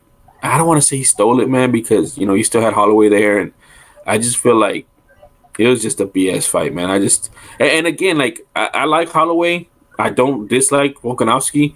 I just hate that fight. That's a scared fight. That's a scared I don't know. I just didn't like the fight, man. Yeah. So I agree with you. That was Volkanovski doing what he had to do, sticking to his game plan to win. I think at one point, in the fifth round, I said that that Holloway needed the knockout to win. Mm-hmm. Because I think I had already had Volkanovski with 3 rounds to 1. Yeah, he won the first 3. He won the first 3. That fourth round was close. Yeah, the fourth round was close. So I think I gave it to Holloway. But then, the fifth round was all Holloway, but it was just too late. It was too late. But I agree. You said earlier, I think it was before we were on air, that you think that Holloway's going to get the rematch, and I think he deserves the rematch. Mm-hmm. Dana White said it in the press conference that he is. Yeah, so great. I think he deserves a rematch wherever they fight it at. I want to go to I don't remember. I wish I can credit who said it, but it might have been Ariel Helwani that said that going into next year, this featherweight division is probably going to be the one to watch. Mm-hmm. And I kind of agree, especially considering what we just saw this past weekend.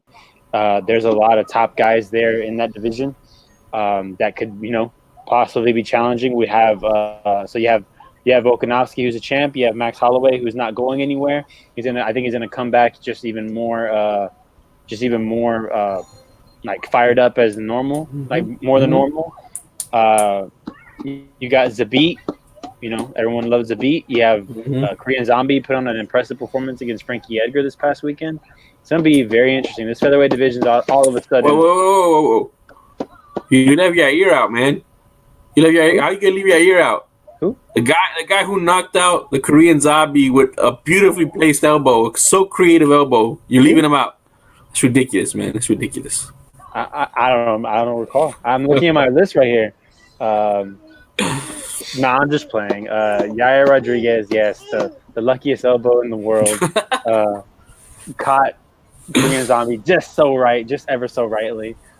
Maybe we'll see a rematch between those guys, and Korean Zombie will show that was a lucky elbow. I'd love to see that fight, man. I mean, hey, dude, Yair was losing that fight.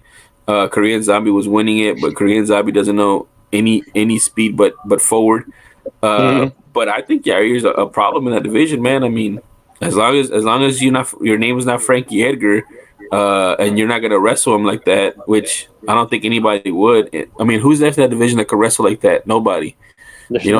Like Frankie Edgar. So it's a bunch of strikers, man. And if you talk about a bunch of strikers, you got to put Yair's name up top, man. He's the most creative one. He has a lot of power. He doesn't get tired. I mean, he fought, I think, in Mexico City. So, I don't know, man. I mean, he got to put his name up there. He's coming off a big win. He doesn't like to fight a lot. So his next fight, whoever he does fight, is going to be a big fight. The one thing I will say is he's ran from Zabit before. So if I'm UFC, I'm trying to make him and Zabit and try to tell him whoever wins this fight's getting that title shot, Or but then what do you do with Korean Zombie? Maybe you give him the title shot right after Holloway, so it'd be the second title shot. Yeah, It really sucked that Ortega got hurt. I was really kind of looking forward to seeing Korean Zombie and Ortega. Yeah, and that's the other thing. Ortega's still out there too, man. Ortega's still out there too. He just gotta go get whatever he had. I forgot what. I don't remember what it was that took him out the fight, but he has to just go get that fixed up. And Yeah, man. I mean, I agree. I think if Hawani said it, whoever said it, man, 145 is going to be a really, really, really interesting. It's going to be the 170 for 2020, basically. 170 wasn't in 2019. It's going to be 145 in 2020. All right, let's jump into this main event. Speaking of 170, that's called the segue. Welterweight title fight: Kamaru Usman, Colby Covington. You know how I feel about both of these guys. I don't really like both of these guys. I used to love Kamaru Usman. You used to love Usman, dude, which is interesting. It's because, like, from one of our early episodes when I said this, it sounds like he's gonna be a fighting champion. He did the exact opposite of what he said he was gonna do. Yep, Colby. It's very interesting to see his arc, his character arc this year, because he was so loved at the beginning of the year, and then he was so hated towards the end of the year, man. And I mean, he's a good fighter, man. He's a really good fighter. He poses a lot of problems, but man, he needs to fight, dude. He just needs to fight, you know. So, what'd you think of the fight, man? Dude, this is not what I was expecting at all. Really? I thought these guys were gonna wrestle. There's no way, no, man, no, they're not gonna wrestle. I guess they're both afraid of each other's wrestling. I think Usman said it best at the end in the post fight, where he talked about how Colby didn't want to wrestle him because he was going to get tired. Usman didn't want to wrestle Colby because he was going to get tired. Like, that's projecting. Like, both of them. That's both of them. When you're a wrestler like that, it takes a lot of energy to wrestle a guy. First of all, it takes a lot of energy to wrestle a guy who doesn't know how to wrestle, because you still got to lift their weight. But it takes 2 times as more to wrestle a guy that knows how to wrestle, knows what you're trying to do. So both of these guys did not want to wrestle each other because of that. They didn't want their gas tank to empty and then be left out in the cold whenever the punches came. But what that left us with is a very high level striking. And I say high level for them. They're not strikers by any means, but they know what they're doing and they know what they're trying to set up. So in that essence, it was a high level striking fight. And I don't know, man. Like, did you see the cards? Like the judges' cards? I say that I was impressed with this, man. I was impressed with this showing from both guys. Colby Covington showed a toughness that I think some people were surprised. I don't get surprised by people in the octagon. And if you go in the octagon, you're tough. You're a tough dude. You're a tough dude. Yep. Like, there's no way you'd be like, wow, I was impressed by that guy's stuff. Like, dude, he goes in there and he fights guys for a living. Like, that's tough in and of itself. But, like, when he came out there and said that he broke his jaw, but, kept on going, that's always going to be impressive. Both guys were hitting each other. Both guys were hurting each other, man. Like, this was a tough fight to call. I can see why some people say that Covington was winning before this happened. I can see why some people said that Usman was winning before the ending. I can see both. I might have to go back and rewatch it. I think in my initial, I had Usman, but that fourth, I think it was the 4th round, that was the close round where you just, I don't even know. I think I was just like, I think it was the body shots that won me over with Usman in that 4th round. But other than that, it was freaking close, man. I was not expecting it like this. And great fight. Usman gets the win via TKO. I don't think it was an early stoppage. I think it was a good stoppage on. I don't know if it was Herb. Was it Herb? No, it was Goddard. Mark Goddard. I think it was a good stoppage on Goddard. We'll say the ending antics of Colby Covington, that makes you look weak, man. Makes you look weak. Yeah, I thought that was weak sauce, like 100%. Like, you can't do that, man. Kobe's such a punk, man. If you talk all that crap, whether it's a stick or not, you gotta stay there like a man, dude. And he didn't stay there like a man after he got beat. And there's no shame in losing to Usman. Usman's a beast, man. No. Like, we've seen him beat up everybody he goes in there with. Nobody's figured him out yet. Man, as far as a fight, for me, I had it 2-2 going into the 5th, but I will say that I was being kind of biased because I didn't see a lot of this guy's pulling ahead, So I was like, man, let me just keep pushing to the 5th round to see who's gonna step up to be a champion, who's gonna take this championship, And in the first half of the 5th round, Colby Covington was putting on Usman. And I was like, "Holy crap, we're about to go into the Kobe Covington era." And Usman's gonna lose a decision because he doesn't know when to step on the gas, you know. And Yep. then Usman found something. He started slipping to the left and coming straight with that right again. And he caught him twice, dude, with the same little trick he did. He caught him with both times basically, and put him down. And I don't think it's an early stoppage, man. Like No. Covington's talking about, oh, well, I deserve to go out on my shield, man. You did go out on your shield, man. Like from a ref's perspective, a ref is there to protect the fighter, right? So at that point, you got knocked down once, you got up, you got knocked down again. That's 2 knockdowns within a minute, probably, roughly, somewhere around there. Yep. It was close. That doesn't look good, man. And then you're loopy, you're out of it. You're just trying to grab a leg. The only thing that was going to happen next, and he was already hitting him on the top of the head where he was at, is you're just going to get more damage, and you're going to get probably knocked out cold, which would be even worse. And that's opposite of what Gardner is trying to do. If he knows you're going to get knocked out cold and he can stop it beforehand, he's going to do that. And that's exactly what he did. He wasn't defending himself properly anymore. He had taken a lot of damage, which I'm sure was on Gardner's mind. So he protected the fighter and he stopped the fight. So that was not an early stoppage, in my opinion. Yep, I agree with you there. Yeah, once again, weak sauce, like you said. You talk all that crap. You got to be man enough to stand in that ring while your opponent's hand gets raised. We know one of the biggest trash talkers, Conor McGregor. Love him or hate him. When he gets beat, he stands in there like a man and accepts his defeat. And it's only on Twitter when he says that he really didn't lose. Yeah, you do that later. That's fine. But even then, Covington walks out the arena with his jacket over his head. Like, I don't understand where this weakness comes from, man. It comes from him saying he's gonna do this and gonna do that, and he's gonna send Usman to the hospital and all this stuff, and then he's not able to cash that check that his mouth wrote, and now what does he do? He has his ego's hurt, and that's what you do when you talk all that mess. You create this ego, and now when you can't walk the walk, your ego's hurt, you're fragile, and that's what he is, man. He became like a lot of those guys, and I think Usman said it too. Like, they're weak, man. When they have to say all this stuff that they're gonna do and don't let the fighting do the talking, they're weak. They're weak. And if you beat them, then that really shows their true colors, man. And Covington is weak, man. I feel like Masvidal understands who Covington is and knows how to get under his skin because he understands that he's not that guy. He's not that guy, man. He's not that guy. And that's the thing. If Kobe Covington was humble, like he normally is, probably he wouldn't react that way. He would say, "Man, Usman beat me," but because he kind of built himself up this fake facade, and now it all comes crumbling down, he doesn't know what to do, so he just runs out of there.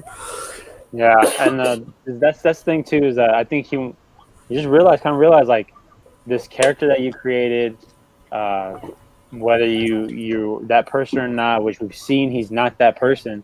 Now all of a sudden, yeah, I think he started believing that hype of that character he created. Mm-hmm. He started thinking, "Oh, I am this guy. I am this trash talking badass, whatever he wants to say he is."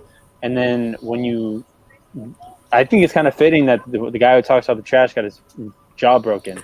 Man, that's the only way to shut his mouth is to break his jaw. Yeah, man. And then, but man, hold on. But what I will say is that guy was 2.5 minutes into actually being that guy because he was beating Usman in that 5th round, man. So it's not like there's not a huge disparity between Usman and Covington. I mean, I don't feel it. I just don't. I think it's one of the latest stoppages in a UFC title fight. So that's a big deal too. Like. And that's the thing. Like, he doesn't lose a lot by losing this way. Like, I would easily love to see another fight between those two guys because they're pretty evenly matched. This fight went Usman's way. The next fight, Covington might break his jaw. I don't know because that's how closely matched these guys are. But yeah, because he did get his jaw broken, we're not gonna see him for a while. He's gonna be on the shelf for at least probably 3 months before he can even start sparring again. Taking any damage to his jaw. I mean, I don't know if they're gonna. I don't think they wired his jaw shut. I'm not sure. but he's gonna be out for a little while, man. When he returns, I'm very interested to see who he fights, where he fights, and what happens. Table. Yeah, man, I absolutely agree with you. Yeah, like you said, like it could have been Covington that we were talking about. Could have been Colby we were talking about, and like you said, like there was no. That's what I'm saying. Like there was no no problem with losing this fight. Like it just wasn't your night. This fight. If they ended up running this fight back, we could very well be talking about Colby Covington. But because of what you just did, no one wants to see you fight Usman again. Yeah, I you agree. Automatically take yourself out of like now all that work you did creating that character, you destroyed it. It's gone because you did what you did. Yeah, all they gotta say is, yeah, man, you're gonna be running out the ring like you did last time. You can talk all that mess, but you're gonna be running out the ring like you did last time. Exactly. I don't know. The other part of this too that I want to talk about is, I know one of the big reasons you and I both dislike Usman is because of his time between fights, but man, he needs time in between these fights too, because he did get hit in the head a lot, dude. He took a lot of damage in this fight, and I would be scared to see him any sooner than like March. Like I want to see him in April, May, maybe, and that'll be 6 months, after this fight. So he'll have fought twice in over a year or something like that, on a year and a half or something like that. So it sucks, but I mean that would be the best for him as a fighter. But who knows, man? Maybe he'll fight in February, March. I don't know. Maybe April. Who knows? I will say this. I will end it on this. Masvidal, work on that counter wrestling, boy. Because if you can keep him standing, he's gonna knock him out. But the key is keeping him standing. He's not going to. His wrestling is so damn good. He's working with the toughest wrestlers that he could find. I'm talking. Go ahead. No, I'm saying Masvidal is not a chump in terms of no. I'm saying like he's not dumb, man. Like he's been doing it for 15 years and he's fought wrestlers before, but this is at the highest level. This is a guy that's going to be bigger than you, because Usman's bigger than Masvidal, and he's going to put you on your back, man, and you have to be able to get up somehow, some way. And the thing is, it is because Masvidal's not a wrestler, it opens up Usman's game to what he normally is, which is a wrestle boxer. So he can box you up, he tags you, and then right when you're like, oh, I'm about to counter him, he's going to take you down. And then now the next time you do that, you're worrying, oh, man, he's going to box me up and then take me down. And then, boom, he boxes you up even more for longer. And you know what I'm saying? Like, it makes it so much more difficult to defend Usman's offense, And I think that's where Woodley had a kind of a problem with it too, because he was worried about his wrestling. And Kobe wasn't, because Kobe's wrestling is so strong. He wasn't worried about it, But I don't think there's anybody else in the division with as strong a wrestling as Kobe Covington right now. Like Woodley has it, but he hasn't used it in so long that I don't think it's there. But Masvidal's going to struggle, dude. I think if they do make the fight, which I'm hearing that they are going to make the fight, I think he's going to struggle. I think he's going to be a struggle in this fight, and it's not going to be a good fight, like from a style wise for Masvidal. Damn, man, I hope Masvidal gets it. I man, that would be a great way to top off with what 2019 was. Can you imagine the Street Jesus as a champ, dude? Dude, there would be no rest between fights. He would just be fighting everybody. He'd be trying to baptize everybody. I think he would retire, dude. But wouldn't it be cool? Like he wins the championship. He wins the championship, and then Leon Edwards, who's right underneath him, gets it, and we get like a culminate. That's long-term storytelling for you, right there, boy. that would be awesome, man. That would be awesome. But I think if I know Masvidal and he wins, and like let's say they fight in May, and he wins, he's gonna want Covington. Covington as his first defense. He defends it against Covington, which I don't know, man. I think he might be able to win that fight because he's sparred him so much, Mm-hmm. Then you have a guy who's won against two wrestlers. Damn, that's a legit little streak for Masvidal, man. Yeah, it'd be a great way to cap off the fantastic year he has. Even though it's probably not going to be, he's not going to be fighter of the year. It's probably going to end up going to Adesanya. But Yeah, probably. He's right up there. He's right up there, though. He's up there. All right. We kind of talked about the featherweight division in terms of what's going to be happening in the coming weeks. Therefore, we mentioned Korean Zombie. What do you want to talk about with that fight? Or the Korean Zombie fight? Yeah. And Frankie Edgar? Yeah. Man, Frankie Edgar has been in so many wars, man, with so many people. I mean, he had two semi wars with BJ Penn to win the championship. One of them was in Abu Dhabi. He had a trilogy of wars with Gray Maynard where he got beat up a lot, dude, because Gray Maynard was like 170-pound fighter at 155, and he took so much damage. And Hawani, he's such a great commentator on the sport. He said the same thing, that when Zombie hurt him and he went tumbling backwards, you're like, oh man, but you saw that he was still in the fight.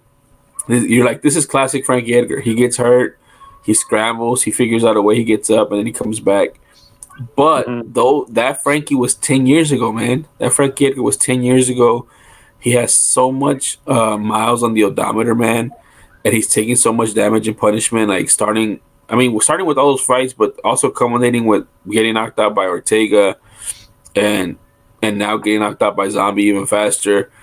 I just feel it's getting to that time where the sun's kind of low on his career, man, and it's starting to set.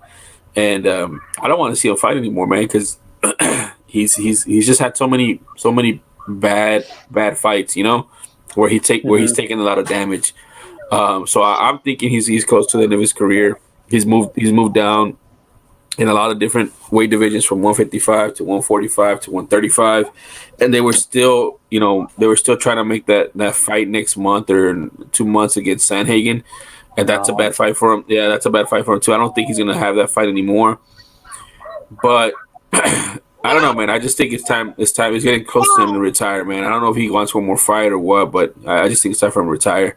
Yeah. For Zombie, we've talked about that. I mean, I think he's. It's just so weird, man. Like I said, he's right at the top, even though he has that loss against Yair. And in fairness, I'm a Yair fan. Again, he's Mexican, so I like those fighters. I like their fighting style. But Yair was losing that fight, man. And Korean Zombie had it in the bag. I wrote a piece on it where Korean Zombie doesn't know anything but to come forward, man. Like, that's his fighting style. Even if he's winning, even if he's winning a decision in the 5th round with 10 seconds left, he could just, run away and get that decision. He's still going to go for a finish. And that's what happened in that fight. He was going for the finish and he got knocked out himself. So I don't think he loses a lot with that fight, and that's why they're saying that he's probably next for a title shot.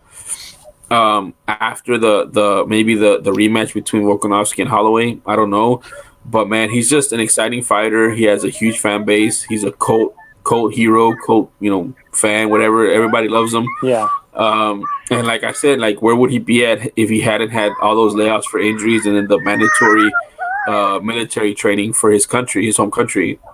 Where would he be at now? Would he have already been a championship? A champion.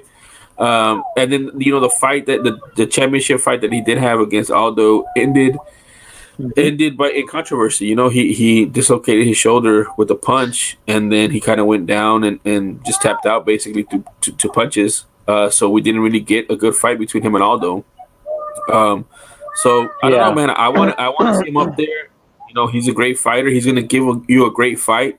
He has so many finishes. He has one of the two twisters in. All right. He has one of the two twisters in UFC history, twister finishes, submissions in UFC history. So I mean, I'd love to see him fight for the title, man. I'd love to see him up there, get some title challenges in, and see what he can do. Yeah, sorry, my freaking internet crapped out again on me. But yeah, all right, man. So yeah, man. Be interesting to see what happens in this featherweight division. All of a sudden, it's a little bit more muddled, a little bit more interesting, I guess you could say. You got so many people up there at the top. You got Holloway. That's the thing, is that we can't forget about Holloway. Like, a lot of people will try to write off the person who just lost the championship like right away, but I don't think Holloway's not one of those guys that you just kind of write off right away. Like he might have lost the championship, but it was a close fight, man. Like, and something that he kind of just figured it out a little too late. Like if he figures that fight out in the third round, we're looking at Holloway still being champ. Well, here's the other thing I think about too. How does Volkanovski win the next fight against Holloway? Because those kicks aren't going to work anymore. Nope. He's gonna close that weakness that he has. So how do you beat him? Because in that third and fourth round, I mean the fourth and fifth round, he was coming after you, man, and he was putting it on you, and you were running. So if you can't kick him, and he figures it out, you're gonna be running for 5 rounds because you're gonna lose that championship like that. He's gonna have to knock him out. Honestly, that'd be his best thing, and that's not an easy task against Holloway. No, what I will say is, I think he rocked him twice. I don't even know if rocked him was the right word. Like he got his attention twice with the overhand right, but also it didn't hurt him. It didn't knock him out, and he felt your power. So if he feels your power, like I don't know, man. I just think it's a bad fight for Volkanovski, just like it was before. Coming into the fight, and he won on points or whatever you want to call it. So, and the thing is, Holloway's so young still, man. I think he's like, 27, 28, somewhere around there. Like he's in his prime, man. Yeah, like he's barely going into his prime. So I feel like this is going to be a blip in the radar, and all these guys that we're talking about are going to be challengers for Holloway, not for Volkanovski. He's probably going to win the fight against Volkanovski again. Maybe, I don't know. I mean, I think there's a better percentage of him winning. And then you're going to see Zombie versus Holloway. And then you're going to see Yair versus Holloway. And then you're going to see Ortega versus Holloway again. I don't know, But that sets up the division, perfectly in that sense. But let's say Holloway loses again a decision. You got all those challengers for Volkanovski now. And maybe we're going to see a musical chairs with the belt. Because I don't think Volkanovski beats, I don't think he beats Zombie. I don't think he beats Yair unless he wrestles him, which he's not a great wrestler, So I don't know. I mean, I don't even think he beats Ortega, to be honest with you. We'll see. Yeah, we'll see. We'll go. That's gonna be this is gonna be the interesting division going into the new year. I'm really excited because the featherweight, I think it kind of stalled out for a little. Get his shot. And now that we finally got it, all of a sudden it's wide open. Well, I think it started out too because be very interesting. Holloway went up to 155 for that.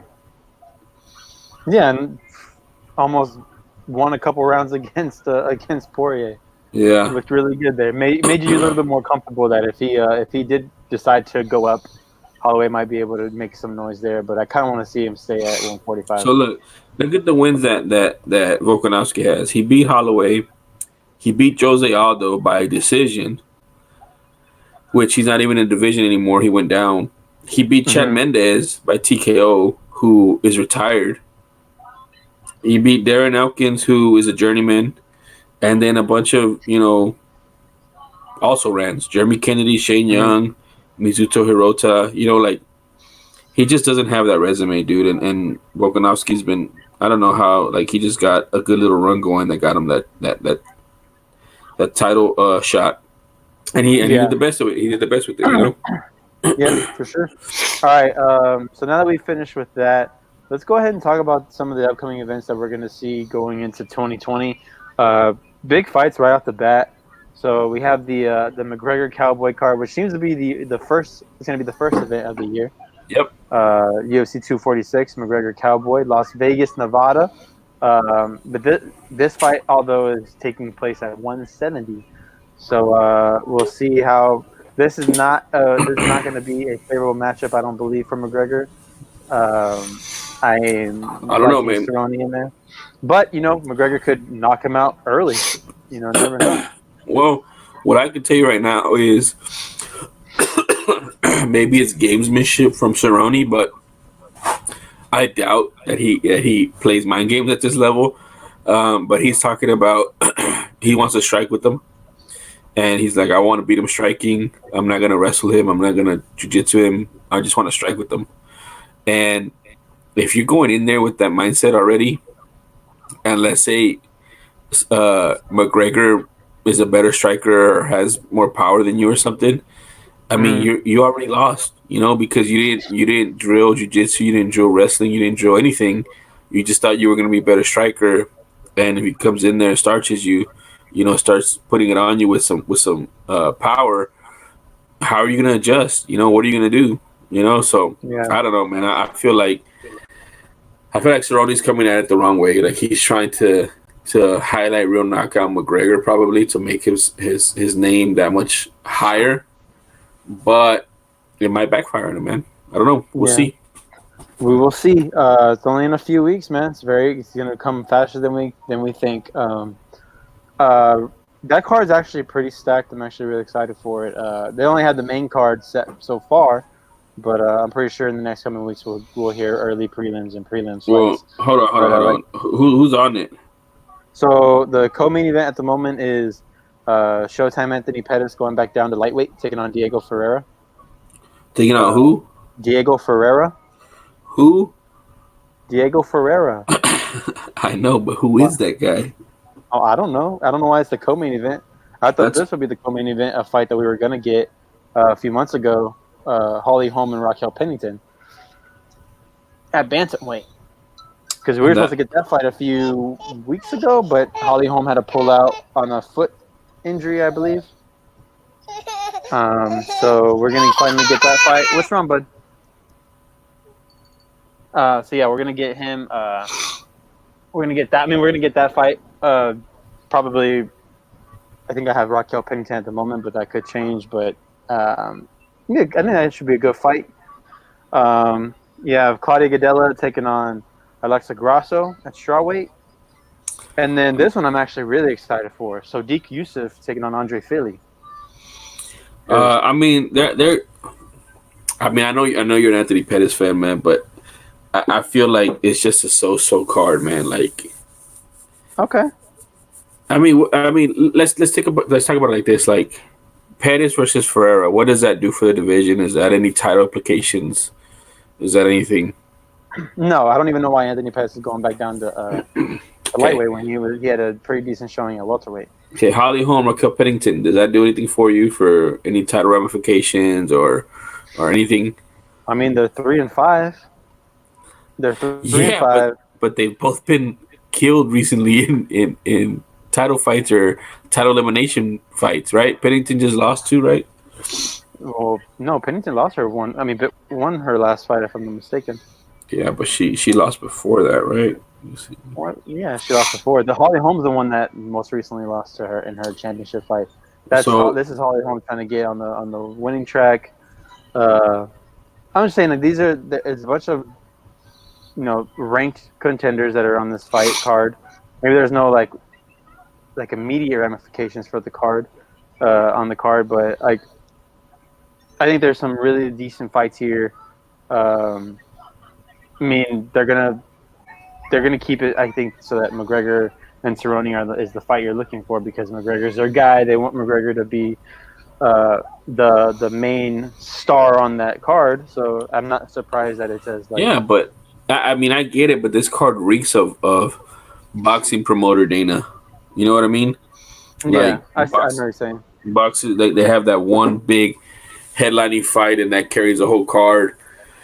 And that's just not how UFC works, man. At least, what we've been used to. Like, I don't know. I just feel that this card, they could have at least had one more big time, main event or co-main event that kind of had some ramifications or had some bad blood or some buildup or something, man. And they have nothing. They just have McGregor's name carrying that whole damn card, and they announced it late, and they announced it in the middle of the night because of McGregor's issues with the law right now, or his speculation on what he's getting into in Ireland and all those open cases against him. So they're just trying to hurry up and get him to fight before all the news comes out, and they have to suspend him, I guess. I don't know, but yeah. they could have done one fight, man. Just give me one fight with a potential either title challenger or a guy trying to remake his name in a division or something. You know, something. Just give me something, man. Just give me something more than that.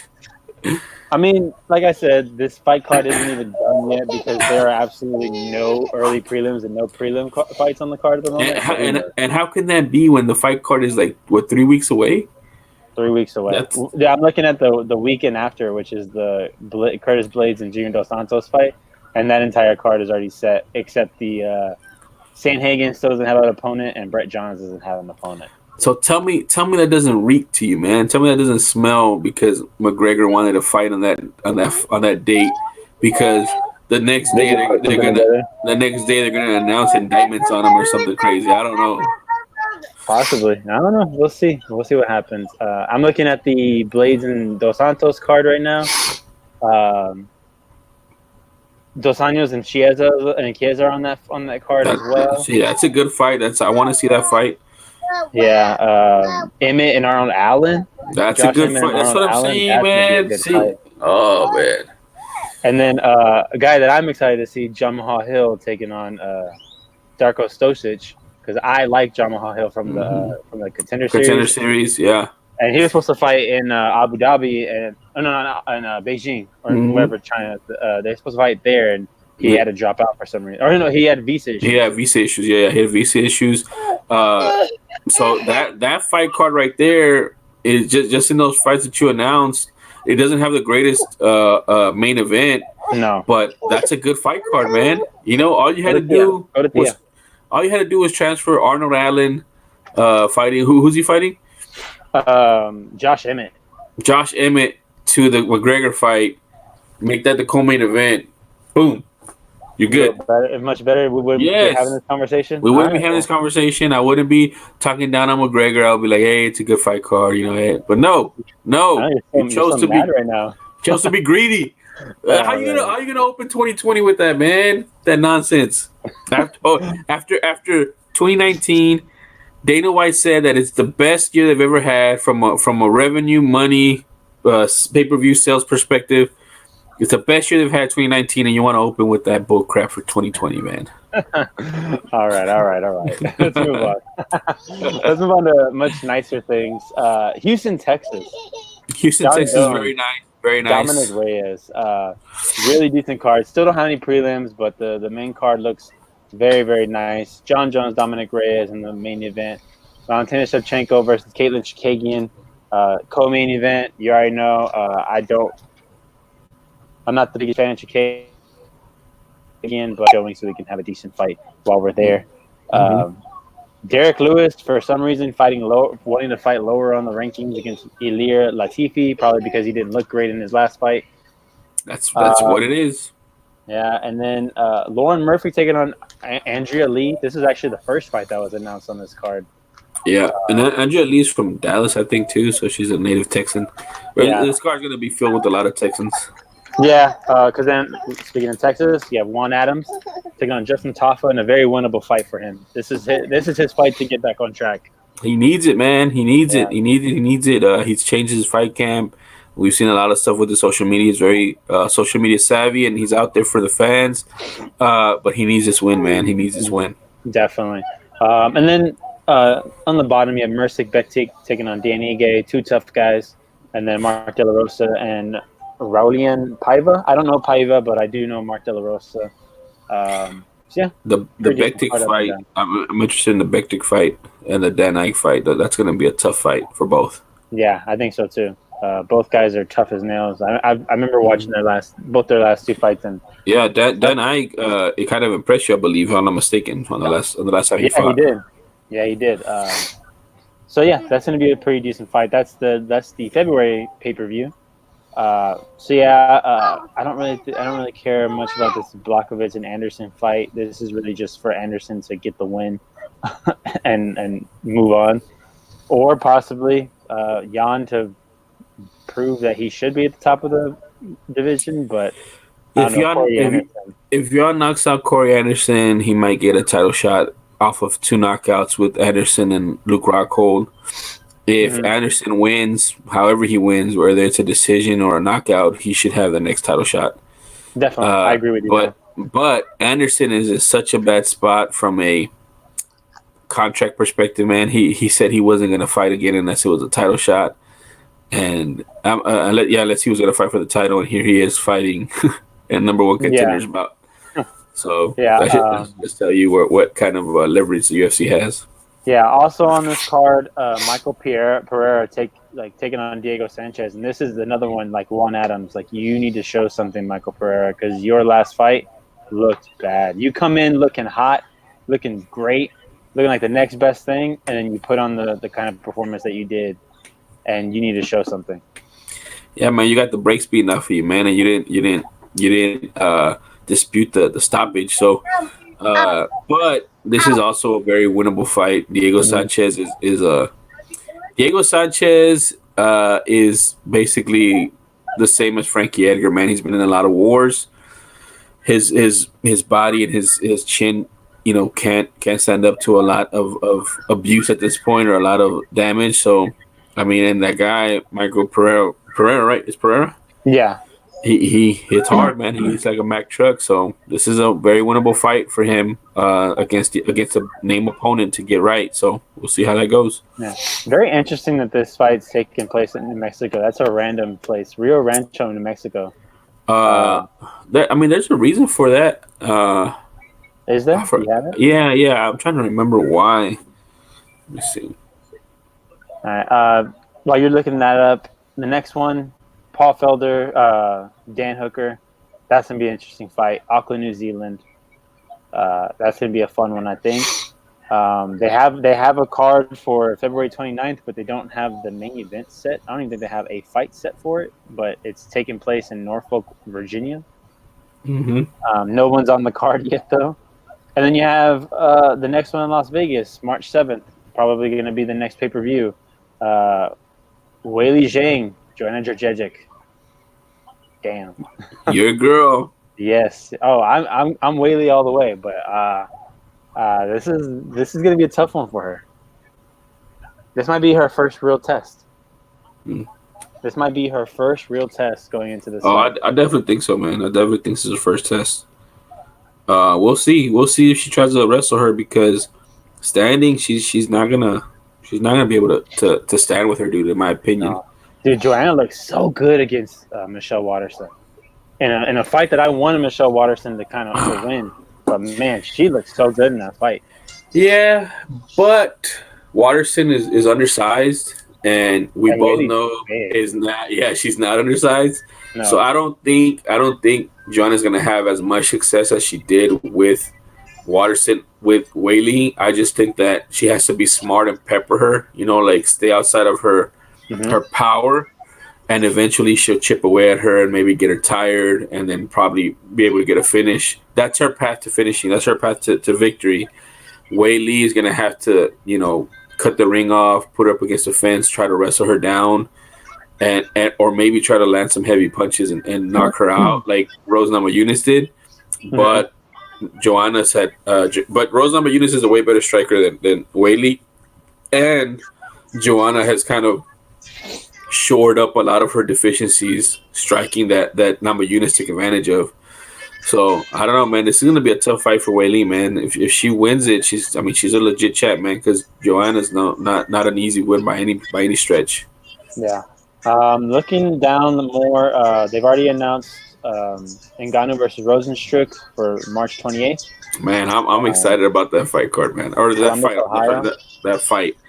That fight is a legit slobber knocker fight, man. That's gonna be who's the baddest man right now? Who's the most scary heavyweight in the division right now, man? Yeah, just early predictions. This might change, but early predictions are you got Ngannou? Because I think I got Ngannou right now. I think I got Rosenstruck right now, man. Rosenstruck right now? Okay. Look, I think it could change going forward. I mean, who knows? It could change going forward. I mean, both these guys knocked out Overeem. Overeem was winning against Rosenstruck. But I mean, Rosenstruck is fast. He has a lot of power. I don't think he's scared of Ngannou, and I don't know if Ngannou's ever faced somebody with Rosenstruck's Rosenstruck's kind of power. Not only power in his hands, but his leg kicks are filthy too, man. So I don't know, man. That's what I'm saying. I'm really excited about this fight. It's gonna be a good fight. Also on that card is Rafael Sunsao and Cody Garbrandt, which is we'll see what Cody Garbrandt's IQ is, how it looks. We'll see which Cody Garbrandt steps former in. champion Garbrandt. No. Is it the one who did a masterful performance against a Hall of Famer and all-time great Dominic Cruz, or is it the guy who likes to stick his chin out with TJ Dillashaw and let people tee off on him and knock him out? We will definitely see. And then we have sorry, 1 second. We have dang it, I lost my spot. 1 second. This makes for great content. April 18th, Khabib versus Ferguson, Brooklyn, New York. My only thing you need to be worried about is it's in New York. The New York State Athletic Commission could rear its ugly head once more, whether it be who knows against this Khabib, whether it's against Ferguson. We know Ferguson likes to basically make his opponents look almost unrecognizable during fights. Man, the only thing that's bad about this fight is that it's in Brooklyn. That's the only bad thing about this fight. Other than that, I can't wait for this fight. I really can't. I'm not gonna hold my breath on this fight. I'm not gonna believe this fight is true until they're in the octagon. It has to be them staring at each other. I need to hear the bell. I need to hear the ref start the fight. I mean, this is what, the fourth time, I think, or fifth time that they've been matched up against each other.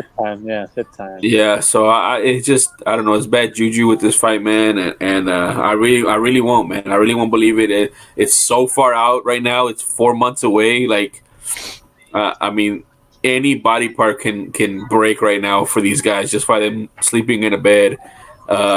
Much less them training for this fight and how hard they're going to be training for this fight because they want to win. Yeah. So I'm not gonna believe it until I see it, man. So I'm gonna hold off on all my stuff. If that fight ever does happen and they're in the ring, I feel Ferguson is a bad matchup for Khabib. So we'll see. All right. So before we go ahead and sign off, out of these 2020 events, which one are you most looking forward to right now? Man, I'm biased. Let's go by main events. Don't go by fights.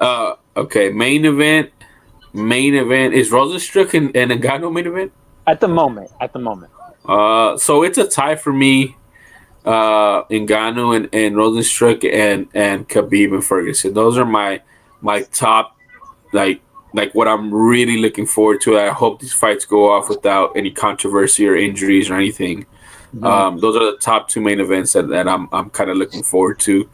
Yes. In second place would be probably, it's weird because it's probably Weili and Joanna, just because that's such a great matchup to me. Like it's kind of unknown. Like the Dominic Reyes and John Jones fight, I'm not too excited about it. I mean, Dominic Reyes has a lot of skills to probably give John Jones some fits, but I just don't think he has experience yet. So I think that fight is a little early, a little premature. So I'm not really too excited about it, even though it's going to be in Houston, and I'm going to be excited for it because it's in Houston, and I'm going to go see it. Mm-hmm. I'm not excited about McGregor Cerrone. I just can't get excited about McGregor fights anymore. Not right now, anyways. Mm-hmm. And what else? I think that's it, man. What about you? Yep. All right. So me, I think, like you said, it's a tie, but my tie is between Khabib Ferguson and Jurjecic and Weili Zhang. You already know I kind of have a bias against with Weili Zhang because I love her. I absolutely love her. So probably my favorite fighter, one of my favorite fighters, top five in my top fighters that I enjoy watching. Hasn't disappointed me yet. Like I said, Ferguson, Khabib, it's all going to come down to, are we going to see the fight? And then close third is Ngannou Rozenstruik, just because I don't know who's winning that fight. That's one I cannot predict. Like I think Ferguson's going to win that fight. I think Weili's going to win that fight. I do not know who the hell is going to win in that Ngannou Rozenstruik fight. It's all going to be about who catches who first, really. And then who can take the power? Yeah, really. And then, like I said, with the one that's going to be here in Houston, I I agree with you. I think Jones is going to fight Dominic Reyes the same way he fought Thiago Santos, of just fighting a smart fight and just staying away, out of range of that insane power he's got. And then I'm just hoping that Cowboy gets a big paycheck from this fight, because I think he's been waiting for that big paycheck. Don't forget, after he beat Ali Quinta, he called out McGregor. It's true. He said, "Let's do it. Let's get this money." And it took all of 2019 for it to happen. for it to happen, and it's finally happening. Don't screw it up, Cerrone. I think it's going to be. I still think it's going to be a good fight. I'm not going to be excited for it because of the fact that I think after what you said could possibly come out, I'm going to like McGregor as a person. I think that's going to. With athletes, I don't separate art from artists. There's no possible way, because that's totally different. Like, it's not the same way. Like, I can go and watch a Mel Gibson movie, even though I know he's a shit person, but because I know he makes great movies. Like, this is different. Like, if I don't like you as a person, if you're an athlete, I don't like you at all. Like, same way I don't like Tyreek Hill. That's interesting, dude. We need to talk about that, man. I've struggled so much with that dude in the past 2 to 3 years, man. Because, like, I don't like John Jones, man. I just don't like the stuff he's done. Maybe he's changed. I don't know, but from what he's shown, he's just a faker, to try to get people on his side, So it's just hard to trust that guy. And he's been one of the main reasons why I struggle with that, like, separating the person from fighting. And that's how I feel with McGregor, man. There's just so much smoke around McGregor and all the crap he's done that it's hard to root for the guy or be excited about his fights. I don't even want to get excited to see him beat up, because the dude shouldn't even be in the octagon. He should probably be behind bars or something. I don't know. Yeah, he shouldn't be making the money he is. Yeah, he shouldn't be making he's probably going to make, like, I want to say north of $20 million for this fight, dude, which is way far and above more than any UFC fighter makes. And he's a shit person, like you said, like from all accounts so far, from what I've heard or read or smoked or whatever, Yeah. So how much do you think Cerrone is going to make from this fight? He's probably going to make like 3 to 5 million, somewhere around there. Okay, I was going to say, as long as it's over $1 million, because that is yeah. He's going to make probably like 3 to 5 million, and that's going to be his biggest payday by far. Yeah, because I was saying, like, when you saw the discrepancy between Overeem and Rosenstruck's pay, like, that was insane for a main event. Yeah, man, I'm going to say it again, and I post this all the time, man. UFC fighters, MMA fighters need a union. Please unionize, man. Please look at the history of what boxing happened, and how this company's a $7 billion company. And you had a guy on UFC Busan talking about, with this bonus, I'm going to move out of my parents' basement. Like, come on, man. You're a $7 billion company. You shouldn't have these guys living in the basement. If they're on your roster, man, and it's hard. I know it's hard, but you have the ability to cut them without paying them. You have that ability. NBA doesn't. NFL doesn't for the most part. You still got to pay them. These guys, pay them a decent wage for their fights if they're winning, and if they lose, then you cut them. But you pay them a decent wage to lose, and then they have to use that money to get back to that level. But man, this nickel and diamond stuff, man, on these fighters is ridiculous, dude. I don't know. They need a union. I keep saying it.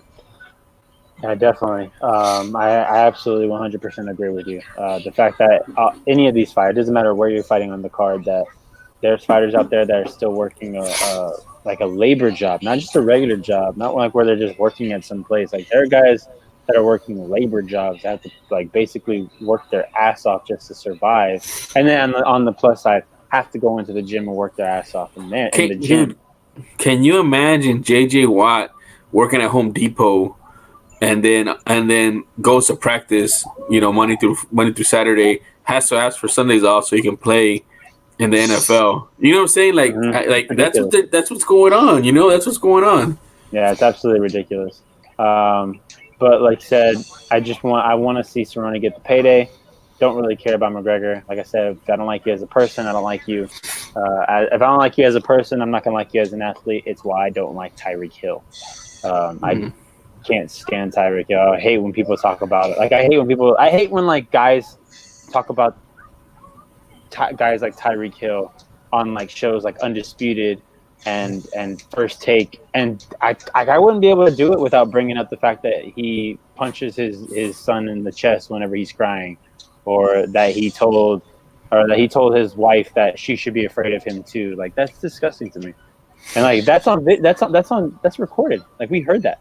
You think I concur. I agree. You think that was the one thing? And that happened like right after my little one was born. I could never even imagine doing that to my son. Like, come on, man. Like, he drives me insane, but I would never punch him in the chest. I would never hurt him. Like, it's just insane. I guess because I'm thinking about it, because I'm thinking about, like, I've been listening to this podcast called Crime Junkie, and all the stuff that happened, that like parents do to their kids, man, that have happened in the past. Like, me and my girl just listened to the Chris Watts story, and they played a video of his daughter singing about her dad, and I literally started crying. Yeah, that's the guy. That's the guy that killed his family, right? I think. Yeah. And then he tried to play it off. Mm-hmm. And yeah, the fact that, he stuffed. They said that the way that he stuffed his children in like the oil thing, that his youngest one fit in, but his older one, who was like only a year older, that he basically had like the amount of force that he had to force her into there was absolutely, it just made me, that upset me. And then they played a video of her like singing about how her dad's her hero, and saying that she's the one that fought, because the other two, like they said his wife didn't fight, that she didn't put up a struggle, his youngest didn't put up a struggle, but that the oldest one put up a struggle.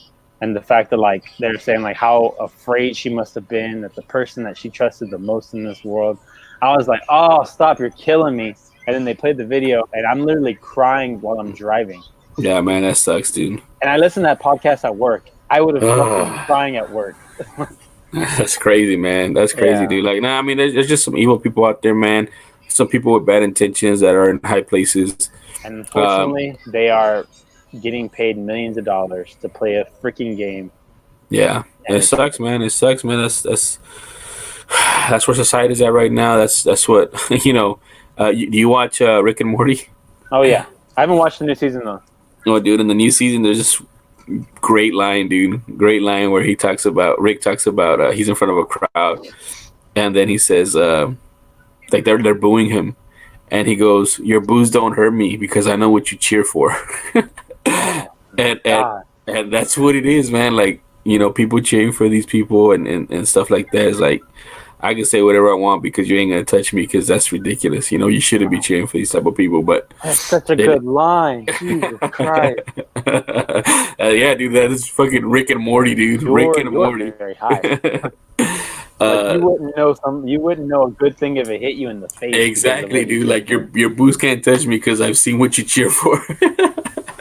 Jesus, that's a good line. Yeah. So yeah, man. I mean, there's just crazy stuff out there, man. I'm gonna listen to that podcast you talked about too. I had already known about that. I've been watching some YouTube videos. Like, that dude did some interviews with like the local news station and was trying to plead his case or whatever. It was fucking stupid. I hated it. But one thing too, real quick, man, that I have been watching, but it's been slow. Have you seen that thing on Netflix called "Don't Fuck with Cats"? No, what in the world is that? Dude, it's such a mind-bending fucking, what is I don't know. It's like a rabbit hole, dude. It's a rabbit hole, a documentary about this guy who was hurting cats online, and then the people trying to figure him out. And like, dude, there's so many curves and is that like that like there are a couple videos where they were like kicking the cats? No, dude, it's worse. It's worse. Oh my god, it's worse. No. Yes, dude, it's worse. And there's so many twists and turns, and you're like, no fucking way. And they're like, yes, dude. I'm 2 episodes in, and like the first episode, I was like, what the fuck is going on here, man? Like, what is going on? And then the second episode, I'm like, are you kidding me right now? Like, how can he keep getting weirder. Oh man, I gotta check that. I just realized that I am a true crime fan. Yeah, I like dude. hearing about these things. Well, So dude, I gotta check it I've out. been watching that one, and then January 15th, the Aaron Hernandez one, the documentary I'm gonna drops. watch that. I'm Yeah, gonna so watch that when it drops. I put that on my list Oh, too, man. Because like I don't know, dude. True crime too. Like there's this podcast that I watched called The Happy Face Killer, which was crazy because they were talking to the daughter of a serial killer and how she was raised and how they had no freaking idea, man. And it's fucking scary as shit. yeah. And then I did this other podcast called The Atlanta Monster, which was really cool. I listened to it. I didn't even know, but it became the premise for season 2 of Mindhunters. So I thought that was pretty cool, like kind of mixing and matching what they were talking about on Mindhunter with that podcast called Atlanta Monster. So yeah, man, true crime is legit, dude. Oh, and then I read that book called You'll See Me in the Dark or something like that. You know that one? Nuh-uh. So that one was you know Patton Oswalt, right? Yeah. Oh, So- is that his? Yeah, Wife? yeah. That's the one that his wife wrote like 90% of it, and then she passed away. Yeah. And he finished it. He finished it with his new wife. She was investigating the Bay Area something, right? Oh, Well, damn. he's called the Golden Gate Killer now Golden because Gate. Yeah, there you go. because he was actually like 3 different guys. He was the Visalia Strangler, the Bay Area rapist, and then something else. And people they were going after 3 different people, and it ended up being the same guy. It's called I'll Be Gone in the Dark. I think I heard something. I might have heard something about that. Yeah, because I realized when I searched, I think I heard that they're talking about Patton Oswalt, and I was like, wait, how is he related to this? And I looked it up, and I'm like, oh my god. So man, you listen to podcasts, man. So I recommend Audible. I always recommend Audible. That's how I listen to my books. I listen to that. I'll Be Gone in the Dark on Audible, and it's amazing, dude. It's like if it gets you frustrated because of how dumb, cops have been in the past, and how like the reason why this guy was able to get away with it was because he was a cop at one point. Mm-hmm. And so he knew their deficiencies, and he knew that cops didn't talk to each other at that time. Yeah. So he would do like one crime in one area, and then he would move to a separate area so that people didn't know that it was a pattern. Damn. Yeah, smart. Dude. Yeah, so it's a really good book, man. How they tracked him down, and supposedly from that book they were able to find him, or they're saying that like, they didn't want to give it credit because a majority of it was done because of DNA testing with like those websites that you do your blood testing through or whatever. Yeah. They were able to narrow him down, but I mean, it literally happened like 4 months after this book came out, and there were so many leads in that book that I think it helped capture the guy. That's pretty awesome. Yeah, I am in my Audible game. I think I have like at the moment. I think I have like 3 credits that I haven't used yet, but it's because I did it because I wanted to listen to because I'm trying to go through the Star Wars canon. Oh, dude. Canon. I was literally talking about that with my friend yesterday. He started off a list off of he found on Reddit, I think. I just want to read Thrawn though, dude. Thrawn, have you heard of Thrawn? Yeah, I'm gonna get there because I'm right now. I'm pretty early in there, so I listened to the Dooku book. Mm-hmm. It's actually pretty interesting, like to hear like Dooku as a Padawan in the Jedi Order. Yeah, because he was a Jedi first. Yeah. Yeah, and like that he was.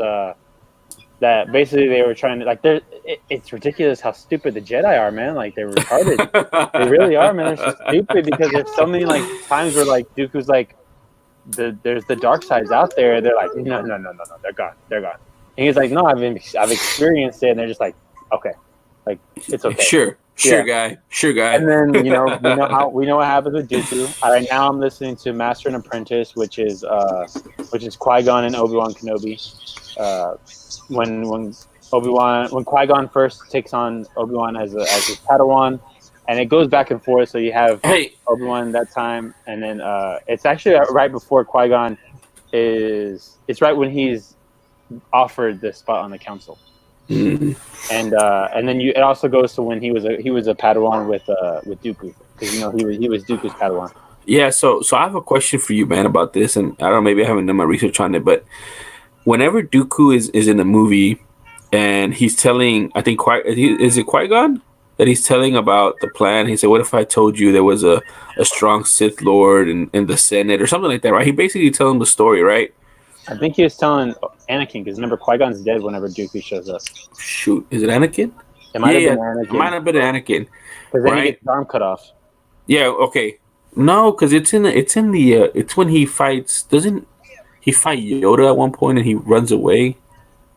Yeah, he fights Yoda, but before that he was fighting because he's the one that cut off Anakin's arm.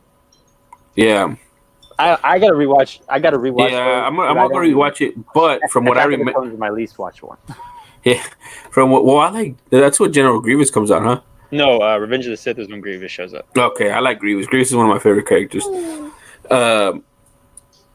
He says something to the effect of, "What if I told you this?" And he kind of explains the whole thing, right? But at that point, it says that like he intimates that he's fighting against that, like he's trying to stop that. Right, he's trying to stop the Sith, the powerful Sith Lord.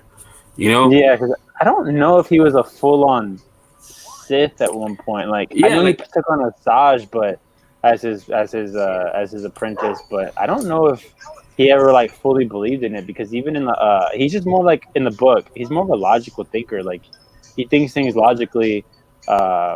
He becomes a count because he eventually goes back to his old planet and takes up power after his dad kind of like dies, and there's this huge power vacuum, and he takes it on with his sister by his side. So it's interesting, but even then, like he has his sister killed in the book. He tells Asajj Ventress to kill his sister. Wow. Because she's not needed anymore. So because she was actually kind of getting through to him, and like I guess it was his way to sever off his tie to the light side. Man, Asajj is like, damn. That's like a recurring theme with the Sith, man. With Ben Solo killing Han Solo, dude. It's something that they do.